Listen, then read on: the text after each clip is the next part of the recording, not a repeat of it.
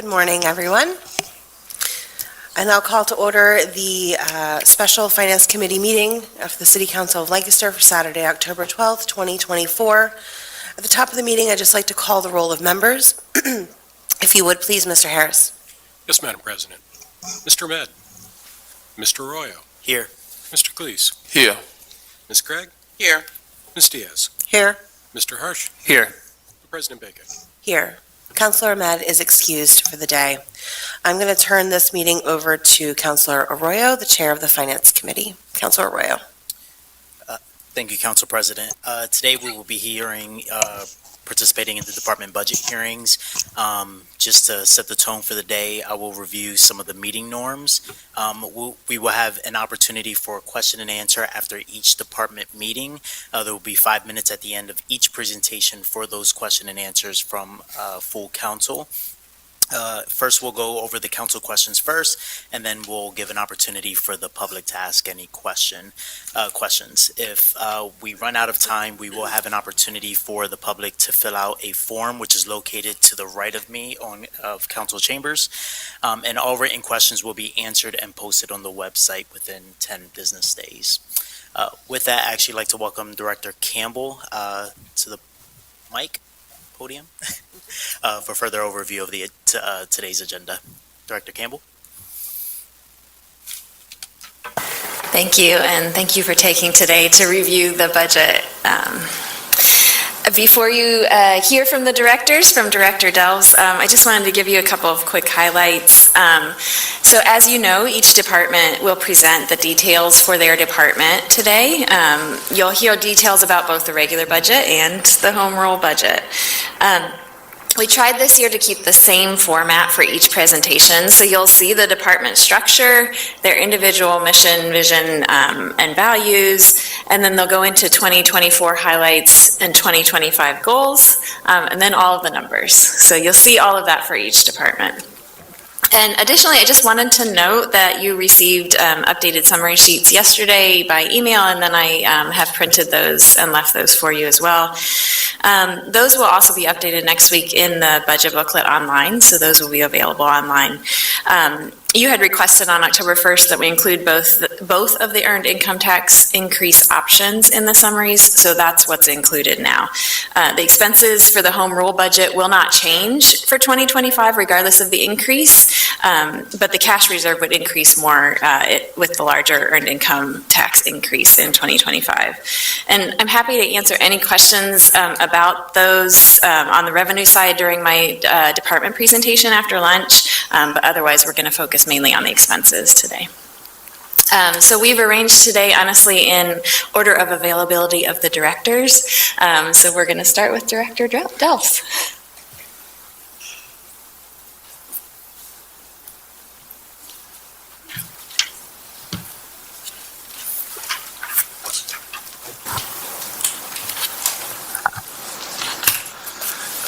Down advances.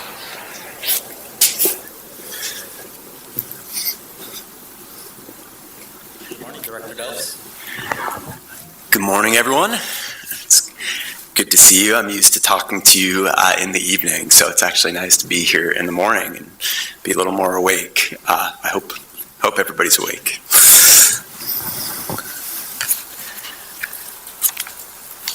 Okay. Without too much ado here, I know you all have a long day, so I will jump right into the Department of Community Planning and Economic Development.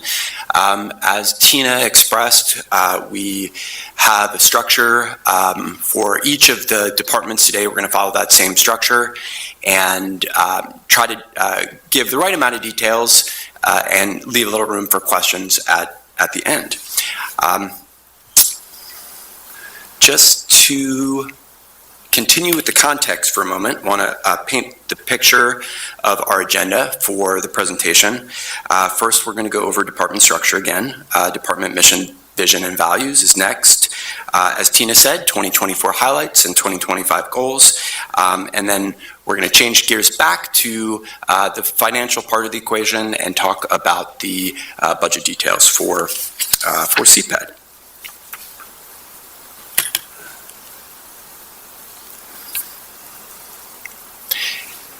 What you see before you here is an organization chart for the department.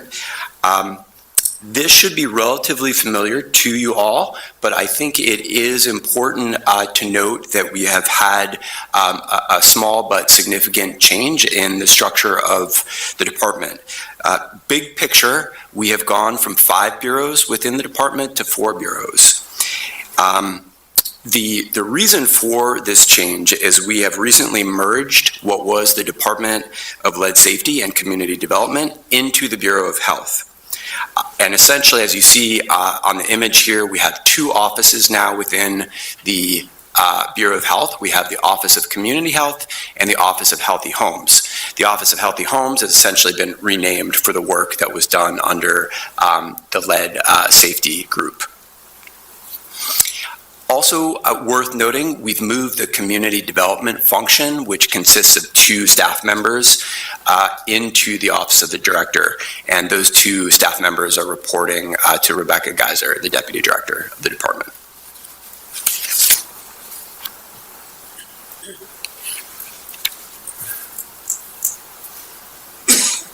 Moving along to department mission.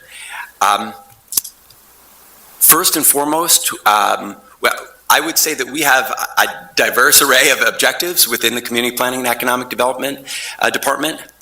In total, I believe that adds up to a mission of building strong neighborhoods and elevating the quality of life for all people who live, work, and play in the city of Lancaster. And when we think about the vision, I think this is an idealistic vision, but ultimately we're really hoping to realize happy, healthy, and secure communities across the city in all parts of our geography. And if you're really interested in more details related to the department vision and really the planning vision for the city writ large, please take a look at the comprehensive plan. We have official community development objectives in the comp plan, Our Future Lancaster. Also in the comp plan, you can see a set of overarching values or guiding principles that really underpins all of the work that we do in the department and drives the policies and actions within the comprehensive plan. Those 3 main values are social equity, environmental quality, and access to economic opportunity. And that is not a coincidence that those make up the 3 rings of sustainable development.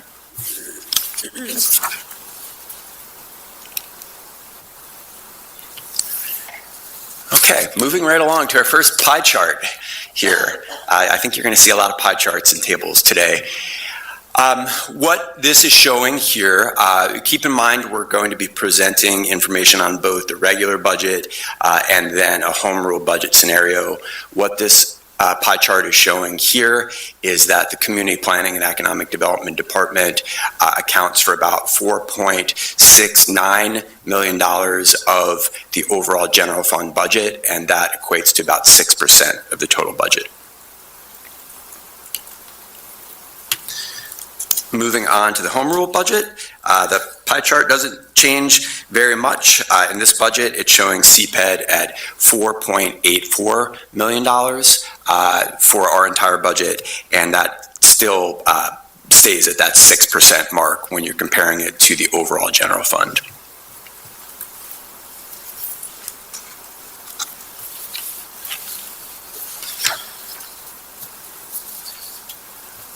Okay, we're going to change gears a little bit and talk about the department program and specifically 2024 highlights and 2025 goals.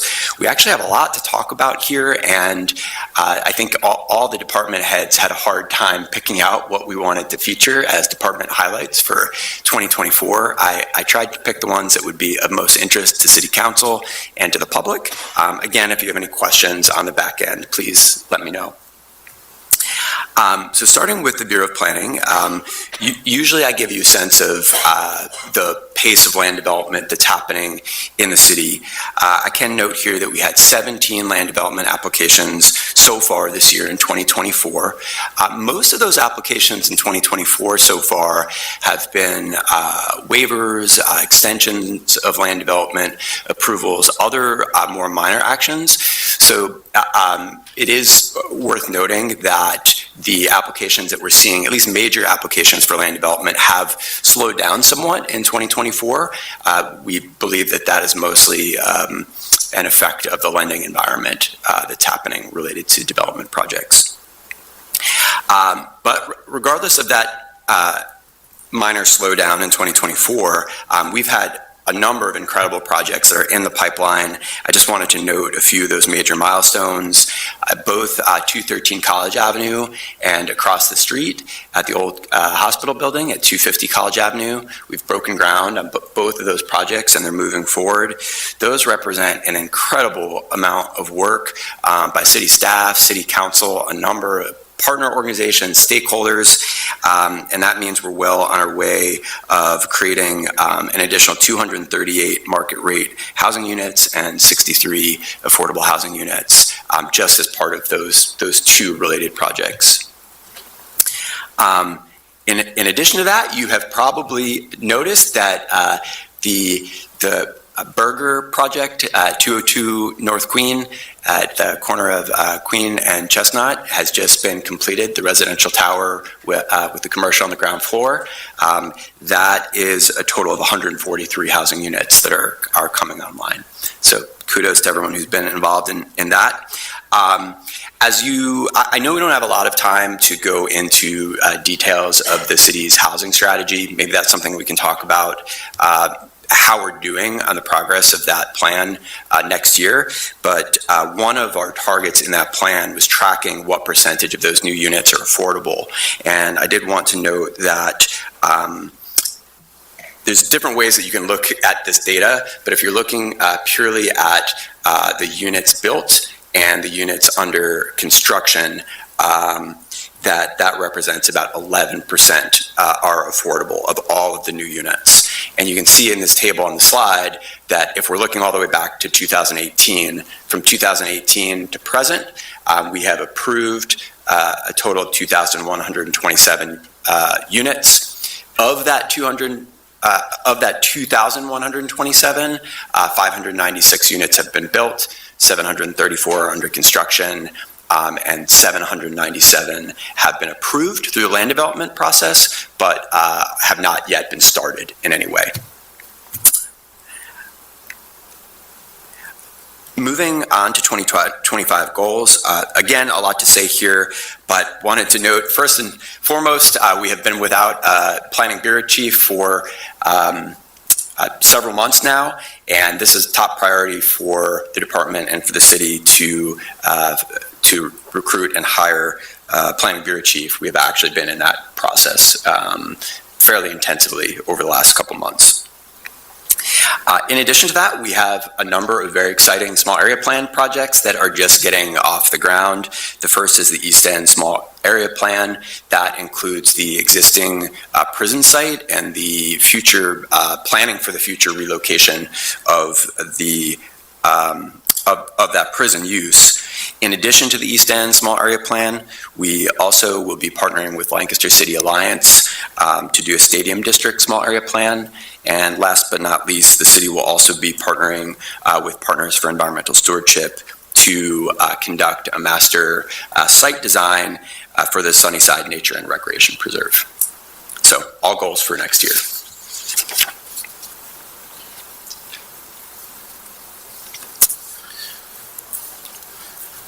Moving on to Bureau number 2. This is the Bureau of Building Codes Administration.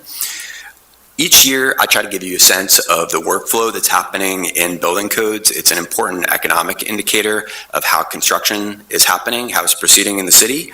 And you can see here in the pie chart that so far in 2024 through September, that we've had a total of 365 commercial building permits approved and 1,378 residential permits. That's a lot of work. That's a lot of permits. It is remarkable that we've pretty much held that level steady over the years that I've been here. It varies a little bit in terms of number of permits and construction value, but we generally do very well in this category. Just to give you a sense of the development construction value of the residential permits. That adds up to about $21.6 million in construction value for residential, and it adds up to almost $140 million in construction value for the commercial permits. As for 2025 goals for the Bureau of Building Codes, one of the things that we probably don't talk about very much at City Council, but I thought this was an important time to note this, is we have a really impressive set of staff members in our Building Code Bureau. Our Bureau Code, our Chief Building Official, Mr. John Lefevre, is a Master Code professional, and he has been spending a lot of his time both mentoring and training other building code officials within the department. We actually have two gentlemen, Mr. Dave Hamrick and Mr. Adam Coleman, who are just on the verge of becoming Master Code professionals themselves. There's a whole series of tests that are required for that to happen, to get those certifications. They just have one test left. We think that they will reach that mark both in 2025, or if not by the end of this year. And it's worth noting that we will have, if that happens, we will have 3 Master Code professionals on staff in the city of Lancaster, and there are just over 1,000 Master Code professionals worldwide. So, really big achievement. Also wanted to note that we had a lot of success this past year with trying to address unpermitted construction work. This is a big issue within the city. Last year, we hired as a pilot of sorts a part-time individual, our building safety and compliance officer. That's Mr. Kyle Davidson. And he's done really great work and ended up writing 175 stop work orders over the course of 2024. And honestly, that's really just the tip of the iceberg. We do try to prioritize those issues that have the most safety hazards or are the most egregious. But just want to note that we have made progress in that area over this year in 2024, and increasing our attention and reducing unpermitted work is also a goal in 2025.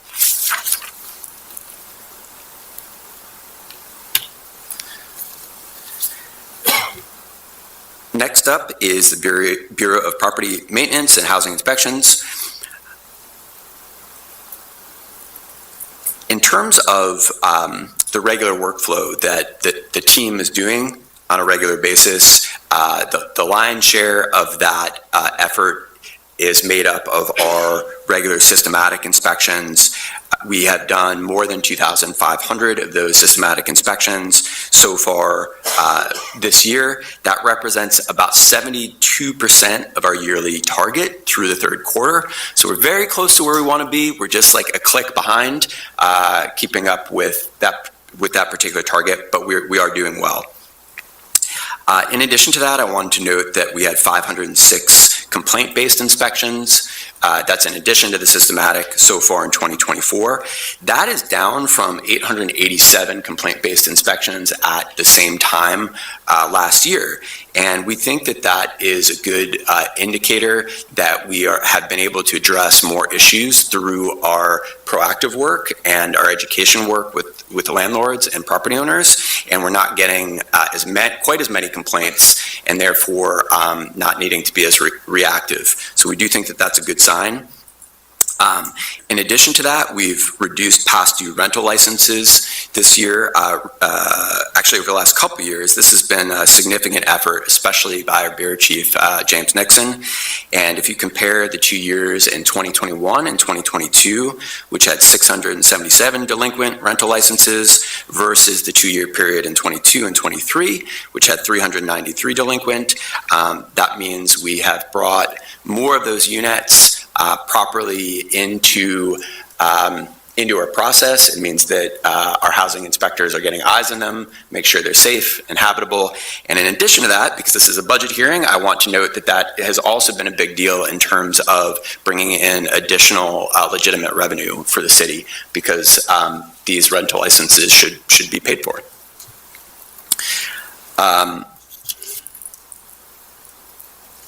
Moving on to 2025 goals.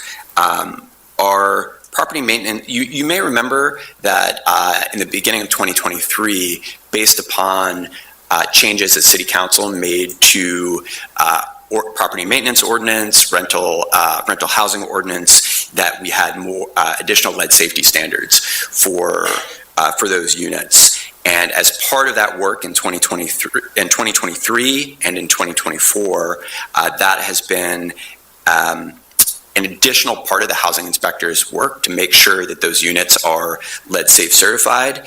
Now that we're through 2023 and most of 2024, we have seen that nearly 50% of the rental units in the city are deemed lead safe, and that makes up about 6,700 of those units. We still have a ways to go, but we're only almost 2 years through our 4-year cycle.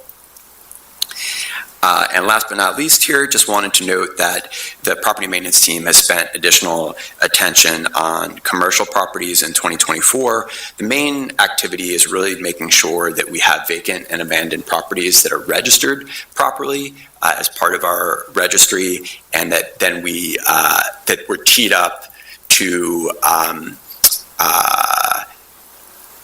give attention to those commercial properties and to take action where necessary.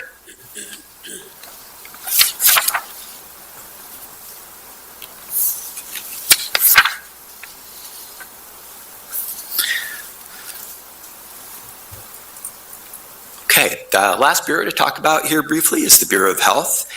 They have done a wonderful job in the last year. There are a lot of exciting things to note as part of the 2 offices now within the Bureau of Health. First off, starting with home repair, wanted to share with you that we have completed 115 homes as part of the lead hazard control program so far in 2024. That is by far the most units that we have done in a single year to date. They're just knocking out of the park. The 115 homes that we have addressed means that we've insured lead-safe housing for 495 household members, and including 271 kids within those 115 homes. In addition, that same team is managing our critical repair program. We have completed 25 homes in 2024. That is compared to having only been able to do 4 critical repair homes last year in 2023. The big difference is funding. We've had funding available for the critical repair program, and we've been able to do more homes. And on that note, want to thank City Council for providing a segment of ARPA funding for additional critical repair work as well. I noted here on the slide that with that ARPA funding, we've been able to contract an additional 23 homes. So once those are complete, we'll be adding those 23 to the 25 that have already been completed.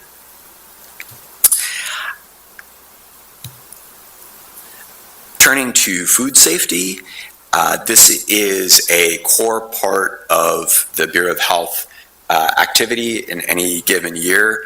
We've completed 700 inspections through the 3rd quarter, and of those 700 inspections, we've seen that 83% of those have had no violations, which is a good sign. The 83% is a little bit better than it was at this time last year. So the trend is going in the right direction. Also, I'll throw out another economic indicator for you.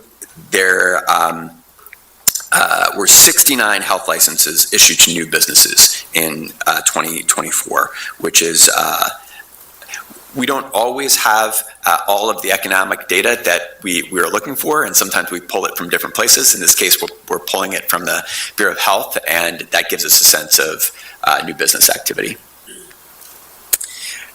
For 2025 goals, I think many of you have participated in some shape or form in the city's community health assessment entitled Healthy Lives, Healthy Lancaster. This has been a fantastic initiative by our team.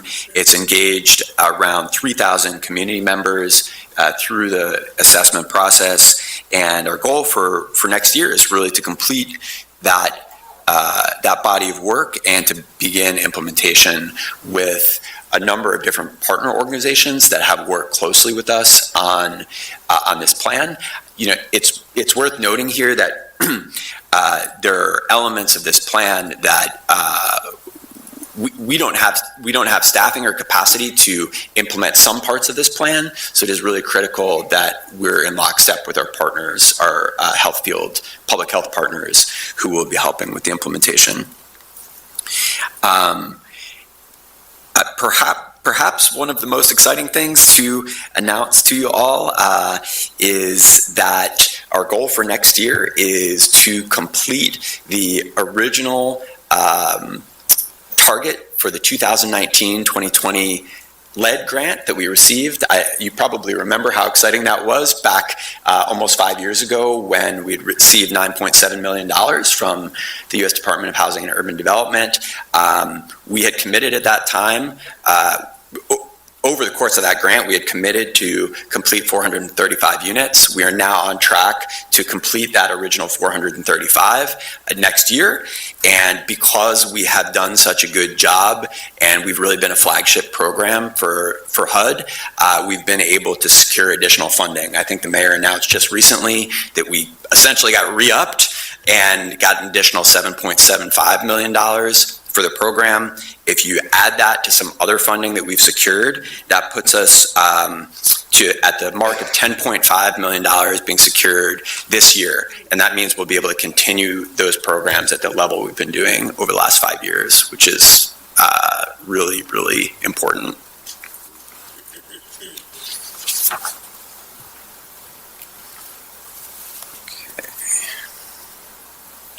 Okay. We're going to turn back to the numbers here.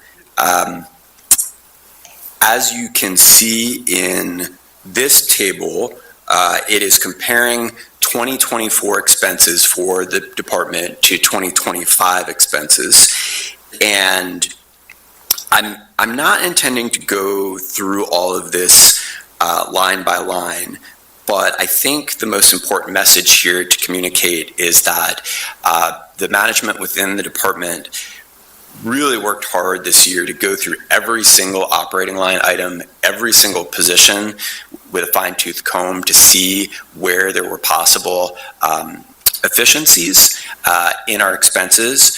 We were able to trim here and there in a number of places. At this point, we are running very lean as an agency, but we did take this charge seriously. And when you add it all up together, we've got our two budget scenarios. It's showing a 5% reduction in the regular budget versus 2024 and a 1% reduction in the home rule budget versus 2024. One thing I'd like to say here is that I think those reductions are hopefully impressive in themselves. It is also masked by the fact that we've had a number of increases in other things like health insurance that we couldn't control. So there are actually other reductions in here that you're not seeing at the cumulative or at the net level.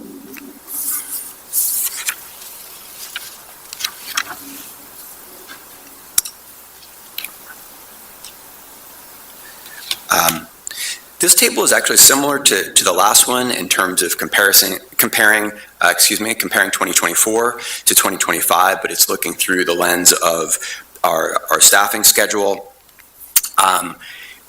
For the most part, we are staying relatively level in the department in terms of our staffing. Just a couple of things that I want to call out. In the regular budget, it's showing a reduction of a position and a half. As we talked about earlier in the presentation, we merged the two bureaus, the Bureau of Health and the Bureau of Lead Safety and Community Development. When that happened, we actually reduced a bureau chief position. So essentially when Ms. Kim Whistler retired, we combined bureau chief positions and we didn't refill that position. So that was a reduction of one position. We're also showing a reduction of a half position here because we have a vacant permit coordinator position, which we have not filled at this time. We're showing that out of the budget, and it's only showing up as a half position because CPED only funds half that position and DPW funds the other half of that position. If you look to the right for the home rule budget, it's showing a reduction of 0.5. A couple things are happening here. Actually, a few things are happening here. There's still the reduction of the bureau chief position. That position has gone away. It's showing that the permit coordinator is back in the home rule budget. And so that's reflecting a half position that has come back into the budget. And then we're also proposing a new part-time position in building codes. Essentially, we want to replicate the position that we started in 2024, the Building Safety and Compliance Officer, which I talked about earlier. We don't have it in the regular budget because that does show higher expenses. However, if you compare the revenues that position brings in versus the expense of that position, the revenues far exceed what that part-time position costs. So we are recommending in the home rule budget that we add another part-time position. Kyle's done such a good job. I think he's made a case to have an additional person helping him.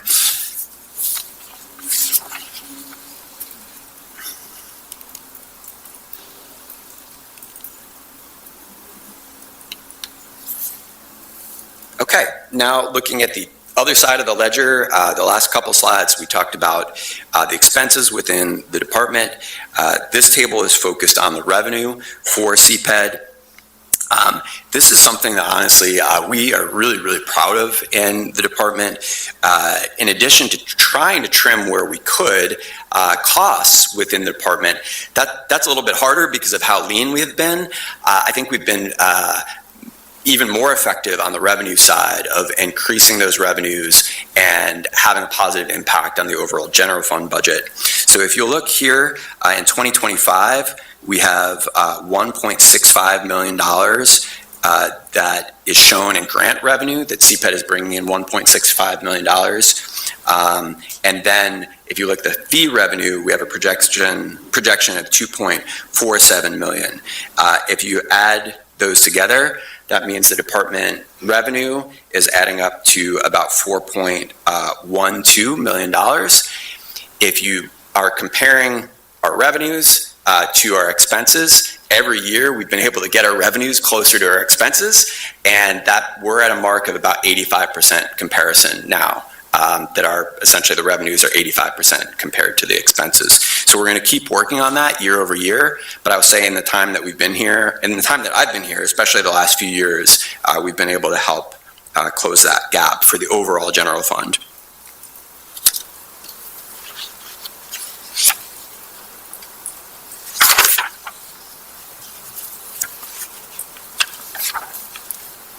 I think I'm going to leave it on that high note, actually. As I said, the revenue portion is very important, and we have been looking at ways, not just in CPED, but in the other departments as well, to find ways to balance the budget.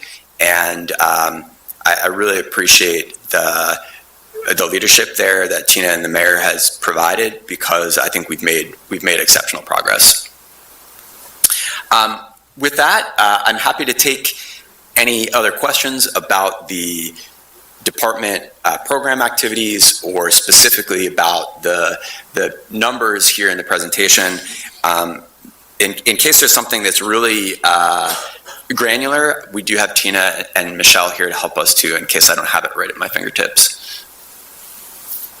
Thank you, Director Delps, for the overview, and more of a comment than anything. I think it shows the progress over the years that your department, even with the lean department, the efficiencies that you guys have been able to found to increase activity and bring in that type of revenue over the years. So Yeah. appreciate your Thank you. due diligence in that.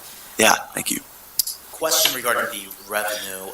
Can you, just for clarity, can you give maybe an overview or a breakdown of what those fees consist of that come in into the department?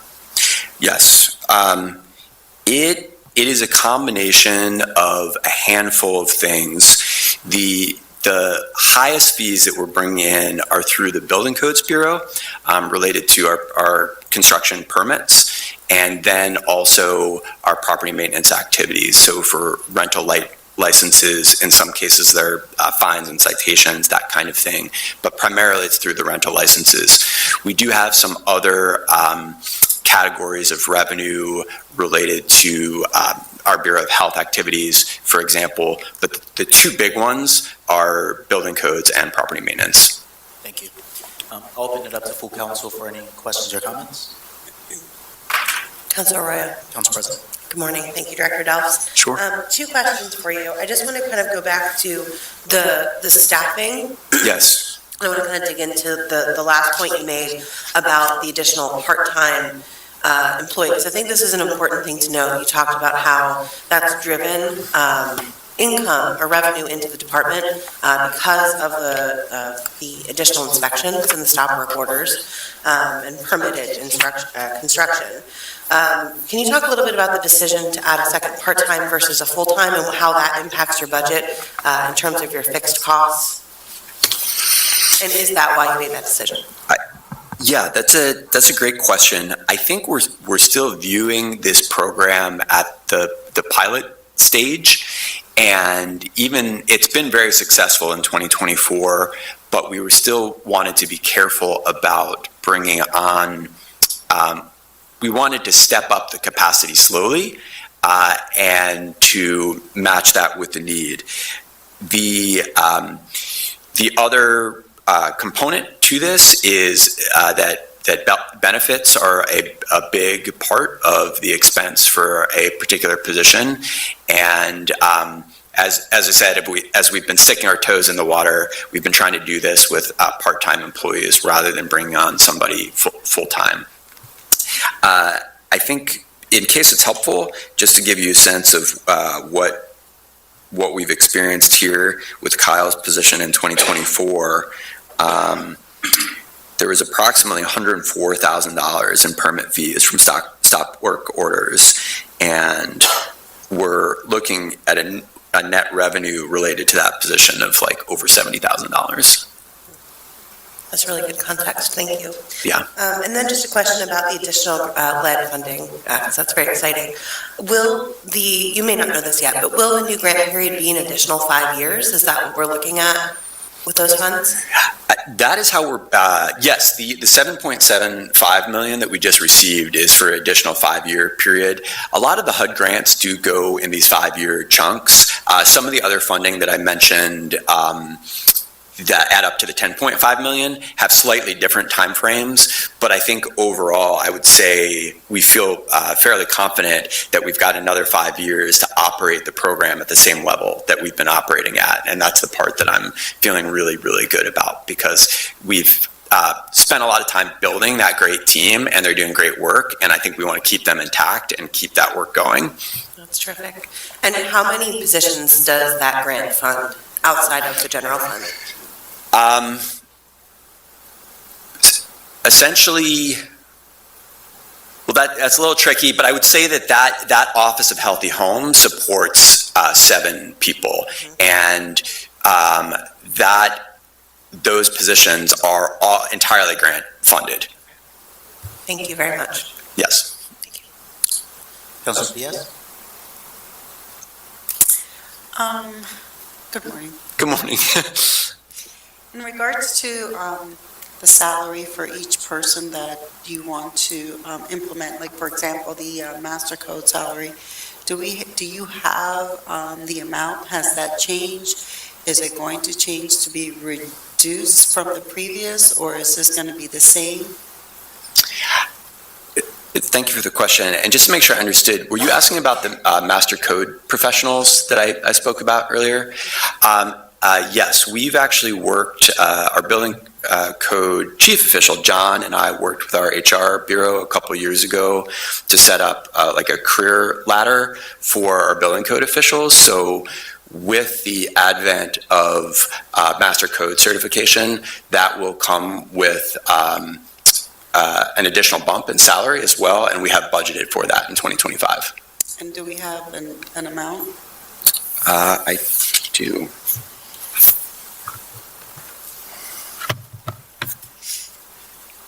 bear with me. I'm going to have to get to the spreadsheet.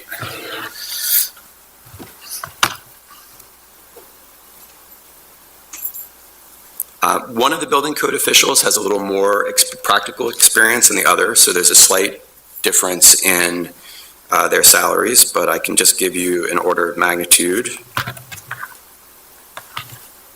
Oh, thank you. Tina was faster than I was. Okay.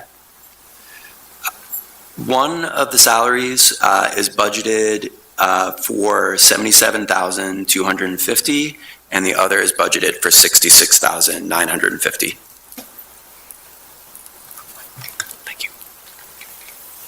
And these would be new, well, the one is not new as a position, it's just you're replacing because someone had left and you're basically putting that person back, but you're adding a second person on there, is that what you're saying?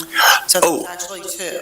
Oh, I do understand what you're asking. So those are slightly different positions. Okay. So our building code officials that do plan review of construction plans and then inspect the structural integrity of buildings, that's sort of been the core function of the Building Codes Bureau in the past. The gentlemen who I just referred to have been working in the Bureau for some time, and they've just increased their knowledge and their certifications. The new positions that we were talking about are two part-time positions. We've referred to those part-time positions as building safety and compliance officers. We're saying compliance because they're really focused on unpermitted construction work. I'll get back to and I think you're asking the question about what is the compensation for the part-time employee. Okay, hold on, I'll come back to that. We have budgeted in 2025, $27,927 for the part-time position.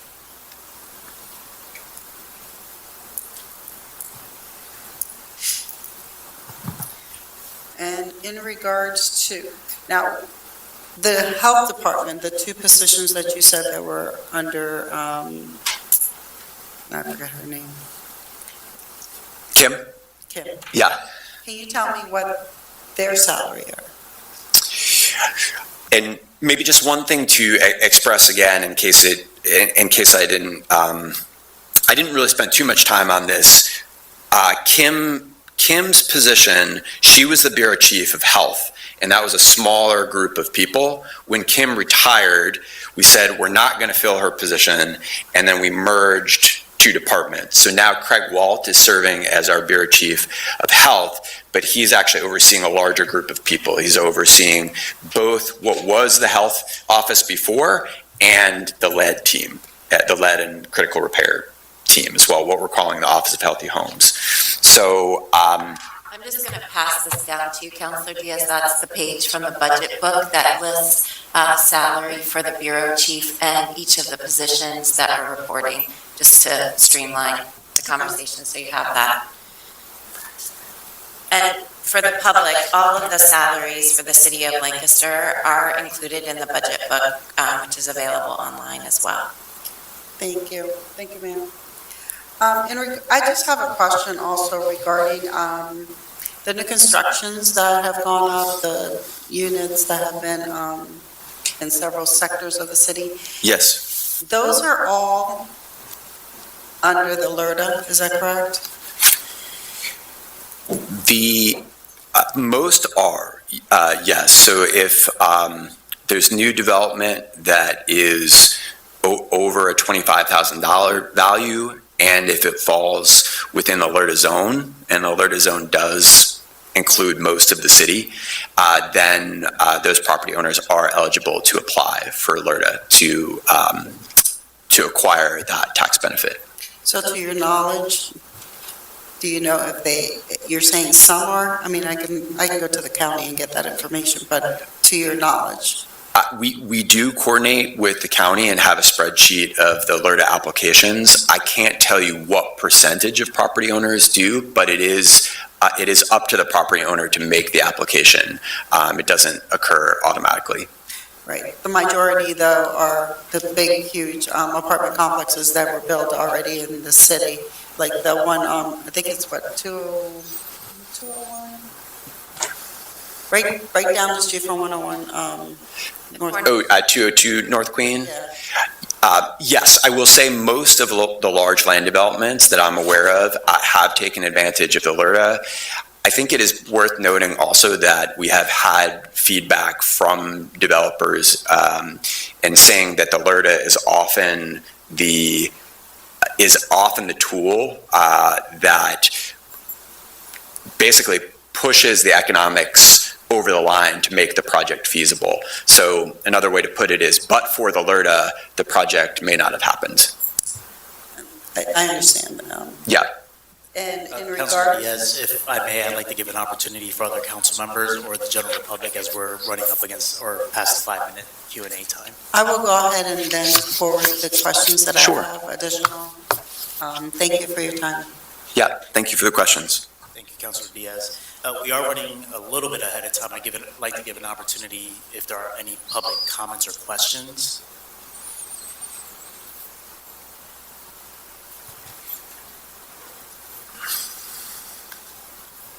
Great. Thank you. Any final comments or questions from full council before we move on to the next presentation? Councilor Sharp, please. Thank you, Councilor Oyo. Good morning, Director. Good morning. Thank you for the presentation.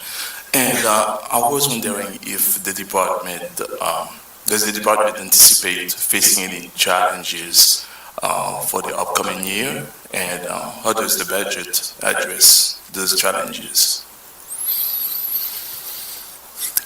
That's a great question. I do think that there's always a very close the amount of work that is happening and the amount of staff that we have. We're trying to be as efficient as possible. And I would say at times that is difficult to get all the work done. But that, I think, is the case across most small municipal governments. In terms of specific challenges, I would say probably our biggest challenge right now is I really need to hire a planning bureau chief. We have a management team of 4 bureau chiefs. We're missing one of the 4. I've been basically doing that job in his absence on top of my job, so that is a challenge. We also did reduce funding in the budget related to professional services in both the Office of the Director and the Planning Bureau, and that will mean that we don't have funding readily available for projects that we need to accomplish. We don't have funding in the budget right now for the zoning update, for example. We'll be pursuing grant opportunities for that, but that's actually a very good example of where we've really tried hard to remove any excess operating dollars from the budget, but that does have impacts. That means that we're not ready to go for particular projects, and it means that we're going to have to pursue a competitive grant funding. Thank you, Director. Thank you, Councilor Oyo. Thank you, Councilor Khalix. Thank you, Director Dels, for the presentation. Yes. And opportunity to answer any questions. As a reminder to councilors, you may forward any questions to the directors, and all for the public. All written questions can be also filled out on the form to my right and the right of Council Chambers. Thank you, Director. Great. Thank you very much. Appreciate your time.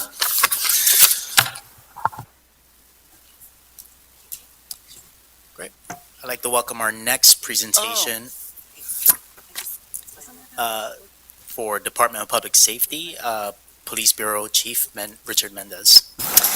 While Chief is coming up, I also wanted to add, I'm seeing some people take pictures and frantically write notes. We are going to be posting all of these presentations online this evening, so they will be on our website this evening as well. Thank you. Good morning, Chief Mendez.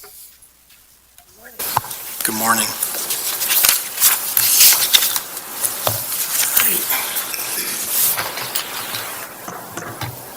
All right, good morning, Mayor Sracci, council members. Thank you for the opportunity to present the proposed budget for the Lancaster Bureau of Police. Our Bureau is committed to maintaining public safety, fostering community trust, and ensuring that we continue to provide the highest level of service to our residents. Today, I will outline our budget priorities, which will be our goals and accomplishments, explain the resources we need to meet current challenges, and address any questions you may have. I look forward to a productive discussion with you all.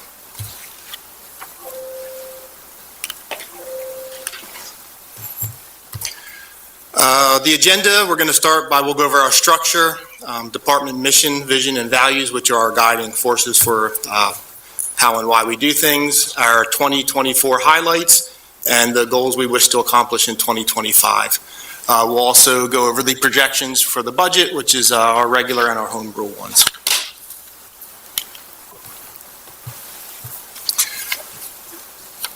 This is our police division, our police bureau. We have 3 divisions: patrol, criminal investigative division, which is the detectives, and the admin division. Patrol is the officers out in the street. They're doing the ones that you probably the most interaction with, or the community does. They're the face of our department. They're out there handling the calls for service and everything that comes in. It's also our community engagement office is in the patrol division, and they do a lot of our events for community engagement and some of our speaking events. Our social workers are also a part of our patrol division. Criminal investigative division is the detective division. They will handle the complex investigations, the homicides, the shootings, sex crimes, property crimes. We get a lot of property crimes, so that division is tasked with that. We also recently moved our selective enforcement unit under detectives. They do a lot of complex drug investigations, and it made sense to just move them over there. That was no effect to anything, really, just an internal move that we made for better supervision with that. And the admin division, they pay the bills, they do all the administrative support. Our records falls under that, as well as our training division.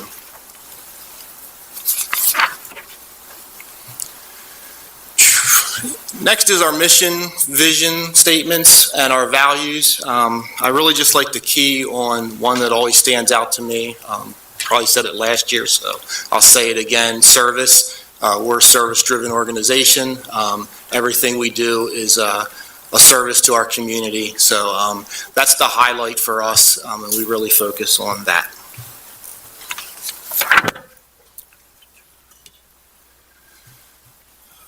This wheel will show that, as probably every year past, public safety takes up the majority of the budget, and that doesn't change much under regular budget or the proposed home rule budget, which will be on the next slide.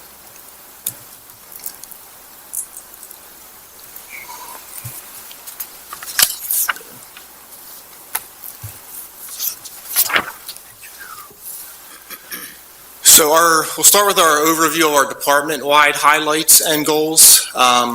Last year, we really focused on accreditation. It feels like it's never-ending, but the end is in sight.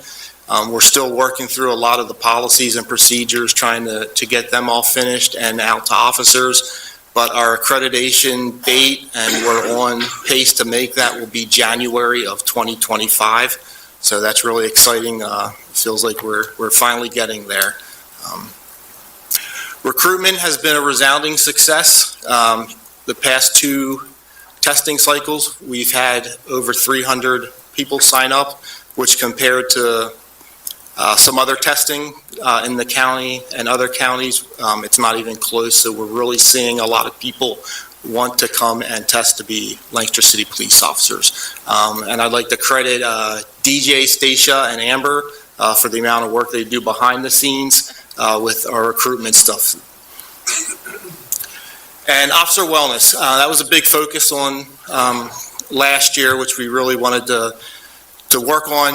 If we have healthy, well officers, they provide a better service to the community, so we focused on changing some things. We've had our 2nd annual awards banquet, fully sponsored by donations and community members. It's been a great success. We had our 2nd promotional ceremony, which we hold at the Barnstormers with them. Again, it's fully supported by donations from the community, which has been great, and the Police Foundation. So we like to take that time to recognize the people making promotion to certain ranks. And we had our first Police Bureau picnic this summer. Partnered with the Boys and Girls Club. They provided the space, had donations for the other stuff. So we had our families out. we really want to work on getting our families and our officers set up to be successful in their long career with the city police, hopefully 25 years. Goals for 2025, we would like to expand our mentorship program to include new supervisors. We recently started mentoring our young officers. We assign them with a senior officer, and they can go with them throughout their first year or two, just kind of guide them. Any questions that the new officer has, they can meet with them. The senior officer will reach out periodically, touch base with them. It's been a huge success. It really seems to be working out with some of that guidance. Enhanced community policing and engagement efforts, that's a constant thing for us. We are always looking for new opportunities to engage the community. Some of our old ones still continue to do, but we really want to focus on that unit again as well, and just see if we can come up with some new ideas for engagement and partnering with the community. As well as crime prevention through engaging youth. We realize the youth, criminal activity with the youth is huge right now.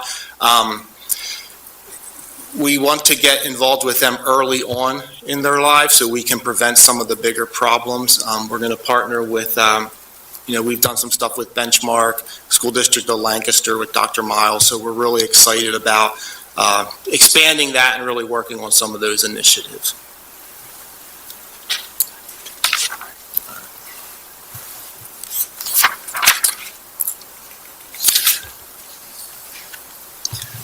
Patrol division highlights, increased proactive policing to include seizing illegal guns and drugs. The next, I think I get a little bit further into the numbers a little bit later. As our staffing's been down a little bit, our productivity has actually increased. So I think that shows that we have high quality officers working and employees that really are out there doing the job and continuing to make our city safe.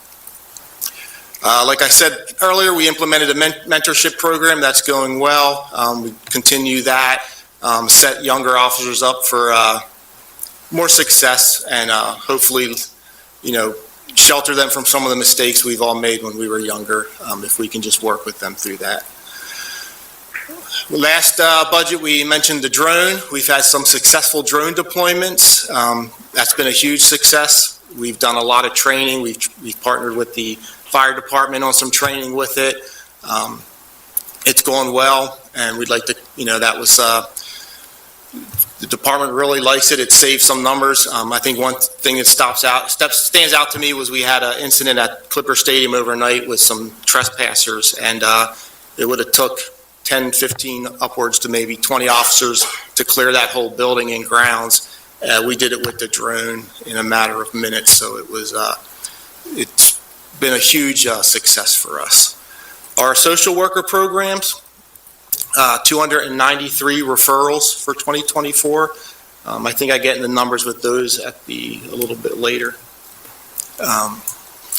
And community engagement, our office is doing a tremendous job with that. I feel like Sergeant Gregor knows everybody, and he's knocking it out of the park. I couldn't ask for anything more from that unit with the amount of engagements we've had with that. And I have the numbers. I'm sorry, they're not on my slide. So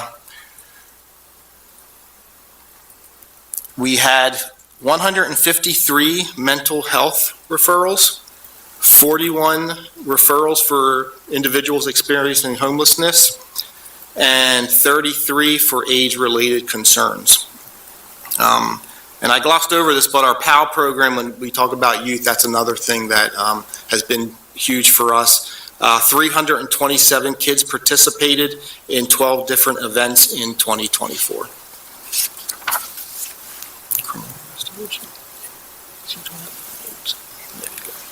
All right, our detective division is next.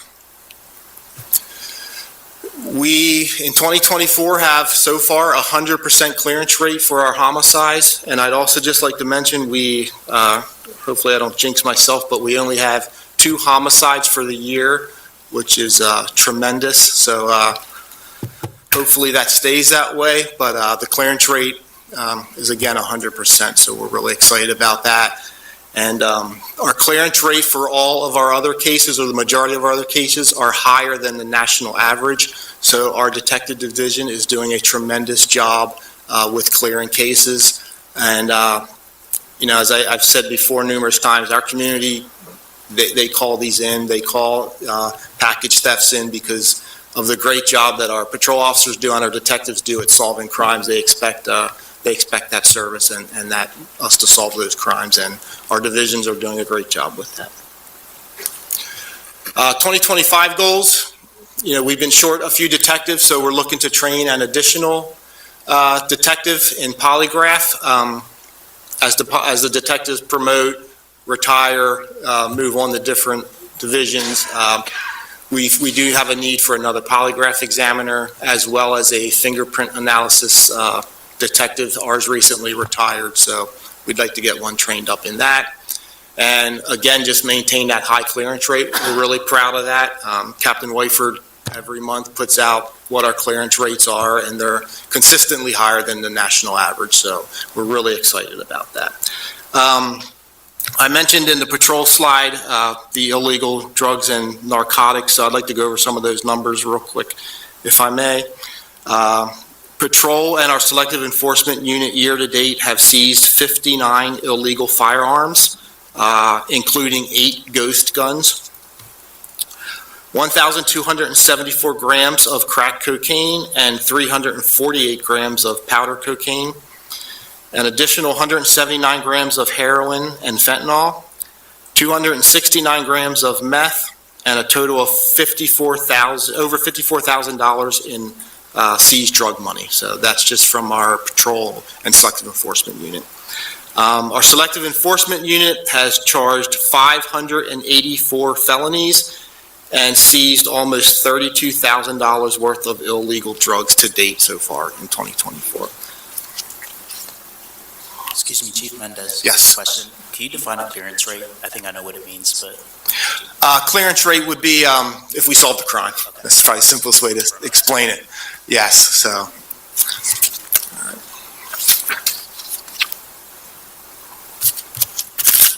Am I behind? Next up is our admin division. We focused really on recruitment, as I mentioned earlier. With the retirements we've seen, and earlier on the lack of interest with policing, we've really focused on that. And as I mentioned, each testing cycle, we've had over 300 applicants sign up for our test. We instituted a leadership development program, big on focused on training our future bench of leadership. Leadership's one of the most important things with our organization, and we want to continue to have great leaders, not only currently, but those coming up. So we've included some of our younger officers as well in our leadership development to get an early start on that. The training room, the Police Foundation supplied, I believe, $25,000 in funding, and we were able to purchase new mats to do some defensive tactics or what we would call use of force training. It's mandated by MOPEC now, so it's mandated by the state. So we have a state-of-the-art room now in our building that officers can train whenever they want. And we have numerous shifts that will come in on their own time and train as a shift in that room. So it's been a huge success for us. And the highlight also is our improved report writing system. We are looking at a new system. Technology constantly changes. We're with Cody. Cody has not been able to advance to what we needed to for some of our compliance that we're going to be mandated to do. So we need to, upgrade our records management system to fit the standards that we have to abide by. So we focused on doing that, and I believe we narrowed it down to the most efficient one for us. Goals for 2025, continue our recruitment. I know we mentioned, we're down. We have a great recruitment class, but, the retirements are still coming in, as I've said before. Late 90s, early 2000s, we were hiring a lot of cops in this country, and now they're starting to retire. So we're not the only municipality or area that has to deal with this. It just means we have more competition because everybody's dealing with it. So really focus on recruitment. Like to expand our leadership development, bring in more trainings, focus on leadership. I strongly believe if we have strong leaders that are being a good example, we'll have a better department to serve our community. Continue to work on our training curriculum. We've never really had a standard training curriculum. People typically would just put in for trainings and the money was there, they were sent. We really want to focus on what training we're sending officers to. Is it best suited for our needs and our community's needs? So we're really working on having a standard training curriculum so we can have the same training across the board for our Bureau. And along those lines, seek new trainings. We're constantly looking for advanced training. We're a step ahead. I go to a lot of different committees with MOPEC or other trainings, and I'm not just saying this because it's, because I'm partial to Lancaster City, but we truly do have one of the best police departments around. We see it in body camera footage when we have an event. Our use of force reports are down, and when they do them, like they're following policies, and I couldn't ask for a better trained department.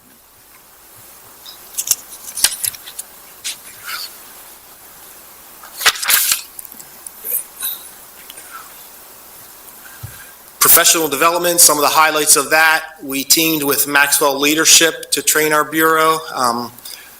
We had a grant for that, and I was looking for something. A lot of the trainings we go to are just police-specific trainings. We wanted something that was more broad, that wasn't just geared towards police. So we landed on Maxwell Leadership, and it's been a huge success with our department. Force Science, we sent a group of people out to that will hopefully help with some of our use of force situations, better understanding them, and just really putting forth the best officers out there. And we focused on one of our trainings for supervisors that we're sending most people to is through the FBI LEADA program. It's one of the best in the country. Another one I'll highlight, I won't read through them all, but BONAC Initial Response and Command, we were able to partner. We hosted it. We had members of the Fire Bureau, EMS, and Communications. Our comms team was there, and it was really a tabletop exercise for a man. Like if the worst day happens in Lancaster City, that's what they put you through, and it really helped all different bureaus work together to solve the problem that was presented. So it was a real good learning opportunity, got a lot of positive feedback from that. Year to date, 4,800 hours for the Police Bureau in training.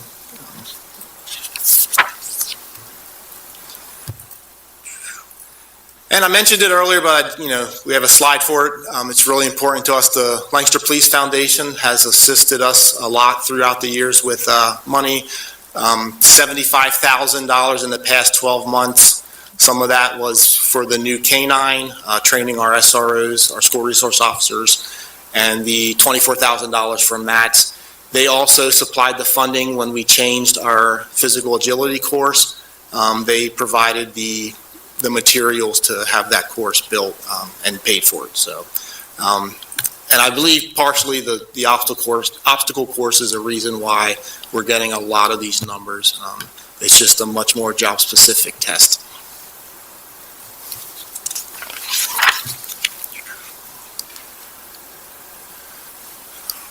All right, now what we all waited for, the expenses. 2024 versus 2025 budget. I think the highlight here is we're showing a 1.6% decrease in our cost, while other, costs that are out of our control have gone up, healthcare to be one of them. I know Director Delph said it for him, I'll say it again, we have a really lean budget. You'll see in our next slide with the staffing when we get to that. We recently did a study to focus on what true number we needed for officers and employees, and we landed on 128, which is down from the 145. And So we're really, I think we've done a really good job for the Police Bureau with cutting costs where we can, as much as we can, and still providing the service that the community deserves and wants. Like I said earlier, we've seen that our proactivity is still up, even with our numbers where they're at. So it has, it was something that was needed, wasn't done. I don't remember it being done. I think the last time maybe would have been with Lancaster Township, if then, but we've really focused on that. So the change, we're going to budget for 114 officers. I believe last year we did it was 128 or 128. So while we're allotted 128, we're going to budget for 114 because the reality is we're not going to get to 128 in 2025. So we're not going to put that in the budget because we're not going to get there. We have more retirements coming up. So 114's what we're shooting for 2025. If we can get there, that'd be great. But again, that's it'll show a decrease of 14 that we're going to budget for. Civilian staff, as you can see, we decreased that as well from last year's budget. And again, I just want to reiterate these changes. There is no, you will not see a change for service. And our numbers show that when we just did our study. So we're still answering the same amount of calls, the same professionalism, and our productivity is increased as well.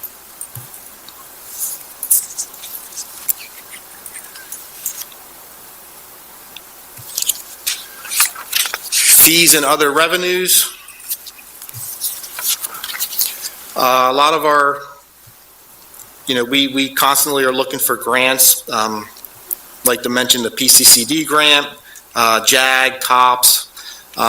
If there's a grant out there, our staff's applying for it. So, we get a lot of funding from there. There is a decrease, and a lot of that goes to how we realigned some of our divisions. We had a couple full-time auto theft detectives. That has changed consistently with how vehicles are now. So we made 2 half-time part-time positions, which eliminated some of that grant then that we weren't able to use. But that's why the difference with the grant money is. As I mentioned about our RMS system, our records management system, the PCCD grant's going to cover about $180,000 of that upgrade, which will be in all the line items that you should have all had. We also have a bulletproof vest partnership, and that generates another $20,000 to replace the vest that the officers wear.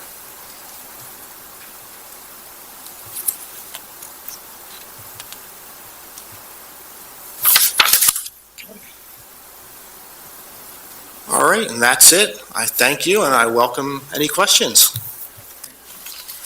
Thank you, Chief Mendez, for the presentation. I'd like to open it up to council for any questions or comments. Councilor. Councilor. Thank you, Chief Mendez, for the presentation. My question is pertaining to the Lancaster County Drug Task Force. We have budgeted a contribution of about $59,000, says per capita, so guessing it's like $1 per resident or something like that. Can you just describe what that is, what the city gets for that contribution, and whether that contribution is discretionary? So it is discretionary. We can choose to do it or not. The benefit with that is the county drug force or drug task force, they investigate drug crimes all over the county. So they're doing investigations in the city. They help out our selective enforcement unit. So it's a partnership. We used to have, at one point, we had two detectives assigned to the task force. We currently don't have anyone assigned there. Other municipalities are still sending detectives there. We don't have that right now. So yeah, I guess the benefit would be that, it assists them with, any drug investigations that would occur in the city. But it's not mandatory. So we would not receive that assistance if we were to discontinue that? No, I mean, drug cases take you wherever they take you, so I can't speak for the drug task force. I don't know what they would do if we did stop.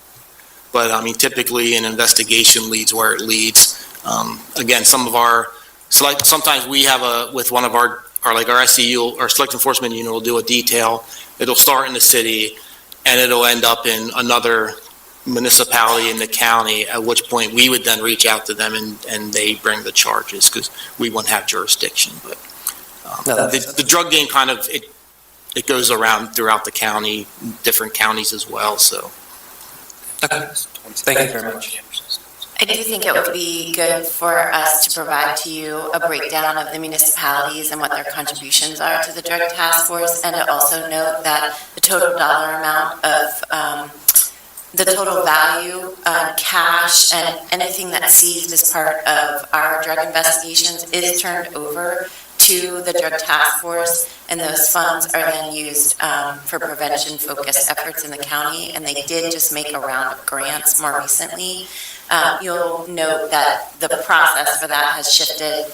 Maybe you remember this from former district attorney to the current district attorney. So I do believe that District Attorney Adams has made some significant changes, but as Chief mentioned, it is a discretionary contribution that is made to the drug task force, and not every municipality in the county contributes. Yeah. And if I could just add, they did just recently provide the police bureau with a camera system, which was $27,000 that was funded by the county. So it is a partnership, but again, it's not something we have to do. Thank you. Council President. Thank you very much.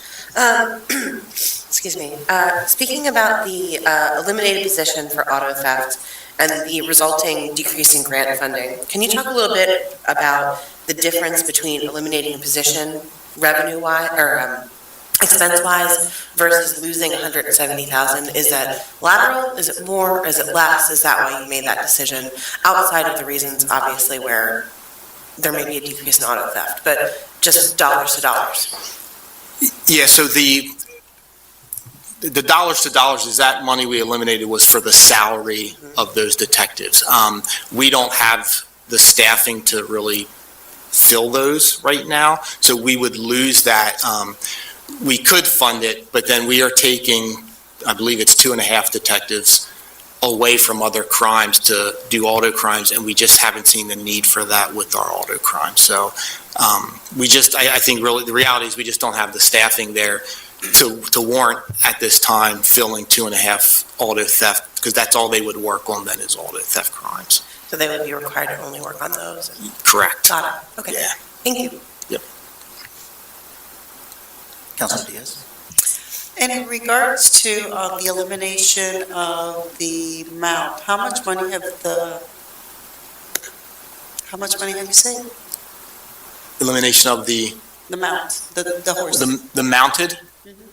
I don't have what we've actually saved. I say we just, again, which was the real driving force, is we just don't have the staffing to fill that. They were, it was time consuming. There was a lot that went into the mounted unit. And again, we have a service to provide the community, and we just couldn't staff it. So Would you be able to provide how much, if you could send that out to us or to me? yeah, I can look into it and get back to you. Thank you. I would just add to that the cost savings related to the mounted unit was not the major driver for that decision. It really was around staffing, and the officers that were assigned to the mounted unit have been redeployed. One is currently a school resource officer, another is in the patrol division, and I believe one retired. And on retirements, I just wanted to, just for context for council, I went back and looked at the data. On average, we have about 8 retirements a year. At our high water mark, we had 11, which I think was in 2016 or 2017.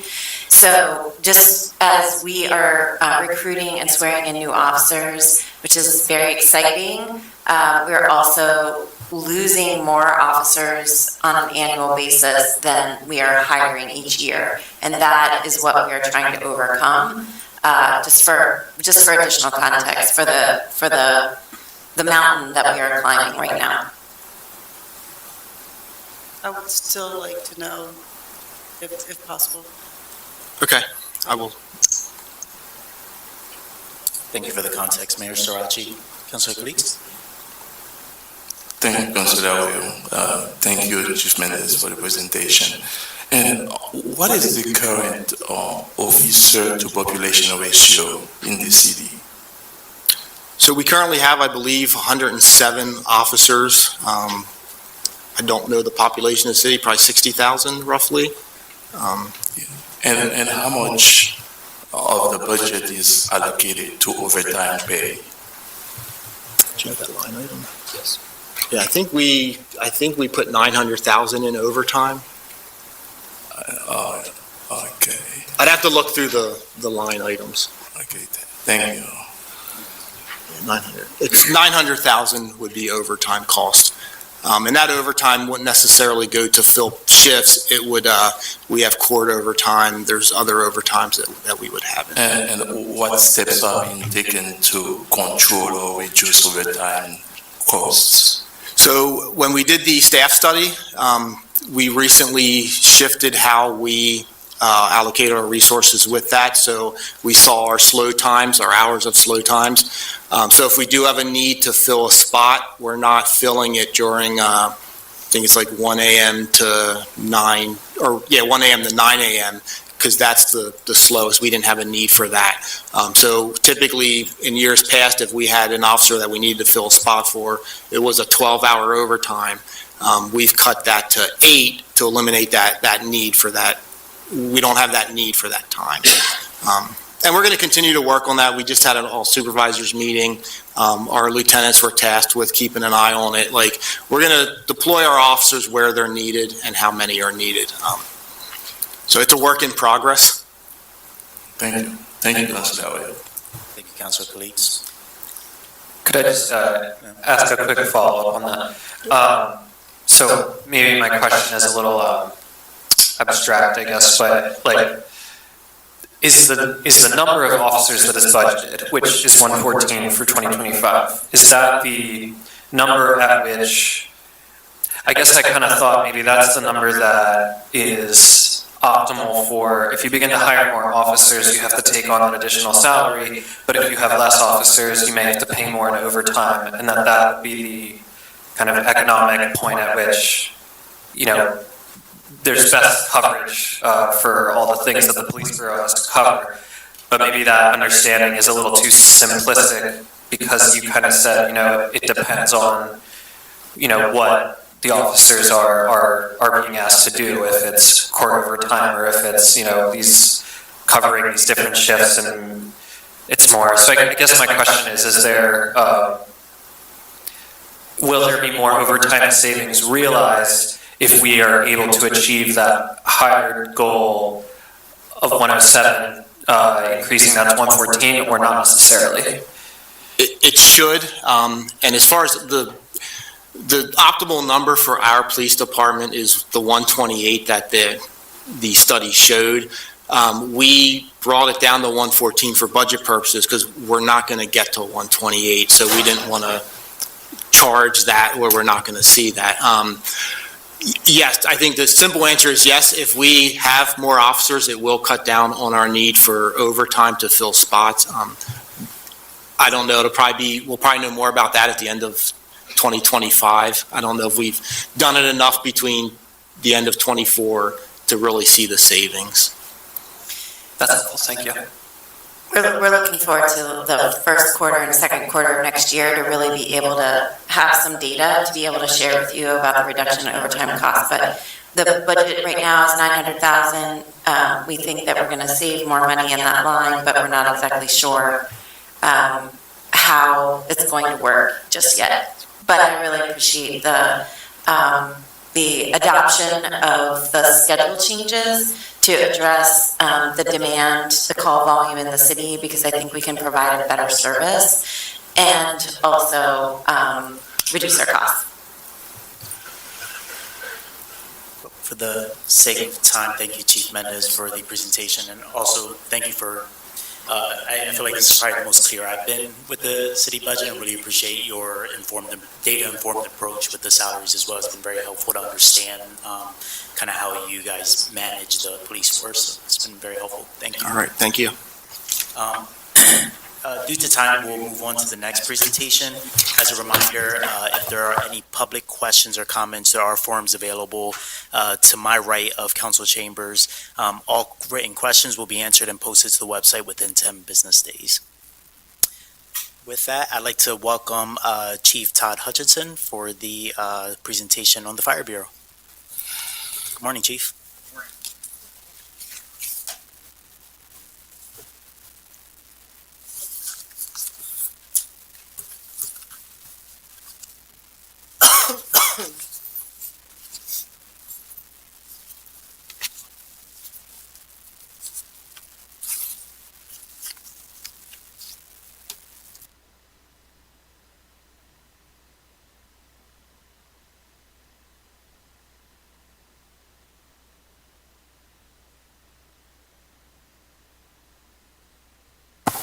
Again, and good morning to everyone. We're going to go over the 2025 proposed budget for the Fire Bureau. The presentation will have the department structure, our mission, vision, and values, and the 24-25 goal highlights and goals, and projections with both the home rule and regular budget. Our structure has three different divisions. We have the admin division, which has the fire chief, the deputy chief, and the administrative services manager. We have the suppression division, that is your day-to-day response that handles your calls for service. Under the fire suppression division, our special operations division does live. And our special operations division has the emergency management, which is in charge of planning and responding to emergencies within the city that usually occur with large-scale impacts to the community. We have a hazardous materials branch that we respond to any chemical emergencies, any hazardous materials releases. We do have 13 of our firefighters that are trained to hazmat tech levels, which is just another advantage to having personnel trained and to handle and mitigate any hazmat releases or emergencies. We are part of the South Central Task Force. This is a all hazards emergency preparedness that addresses the planning, prevention, and response to events that occur in the South Central region. We get a lot of funding through the South Central to keep our rescue tech certifications up for our personnel. And with that, the technical rescues is really what the South Central Task Force is tasked with. No one fire department or fire bureau can plan for every specialized rescue that could occur. So we have firefighters that are trained in rope rescue, structural collapse, confined space, trench rescue, and technical extrication. We did have one of the more recent incidents that with advantage of being part of this South Central, we responded to the cave rescue in Providence Township, or Mark Township, where they were able to, 3 of our firefighters were able to make the rescue of that individual that was stuck about 200 feet into a cave. So they provided the expertise, and we provided the equipment to make that rescue. So it's a great opportunity for our training and to just provide a better service to our community and to the community around us.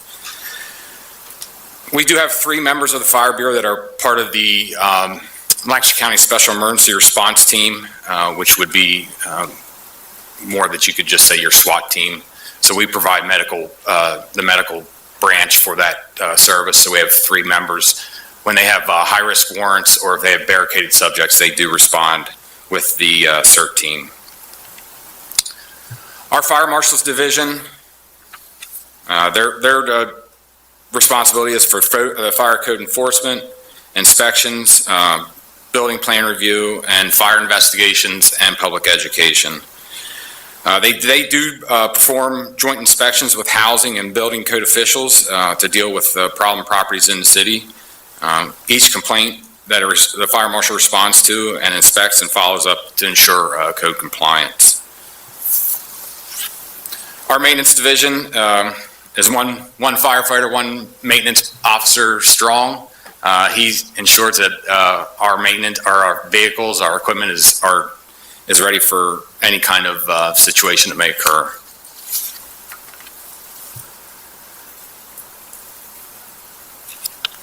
So really the mission of our Fire Bureau, we are dedicated, everything we do is for the safety and the welfare of the public through the preservation of life, property, and environment.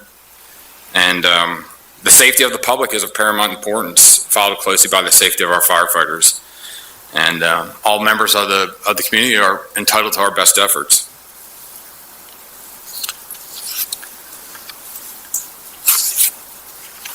You'll see with the regular budget, we have an 18% increase, and really with the home rule budget, we have an 18% increase.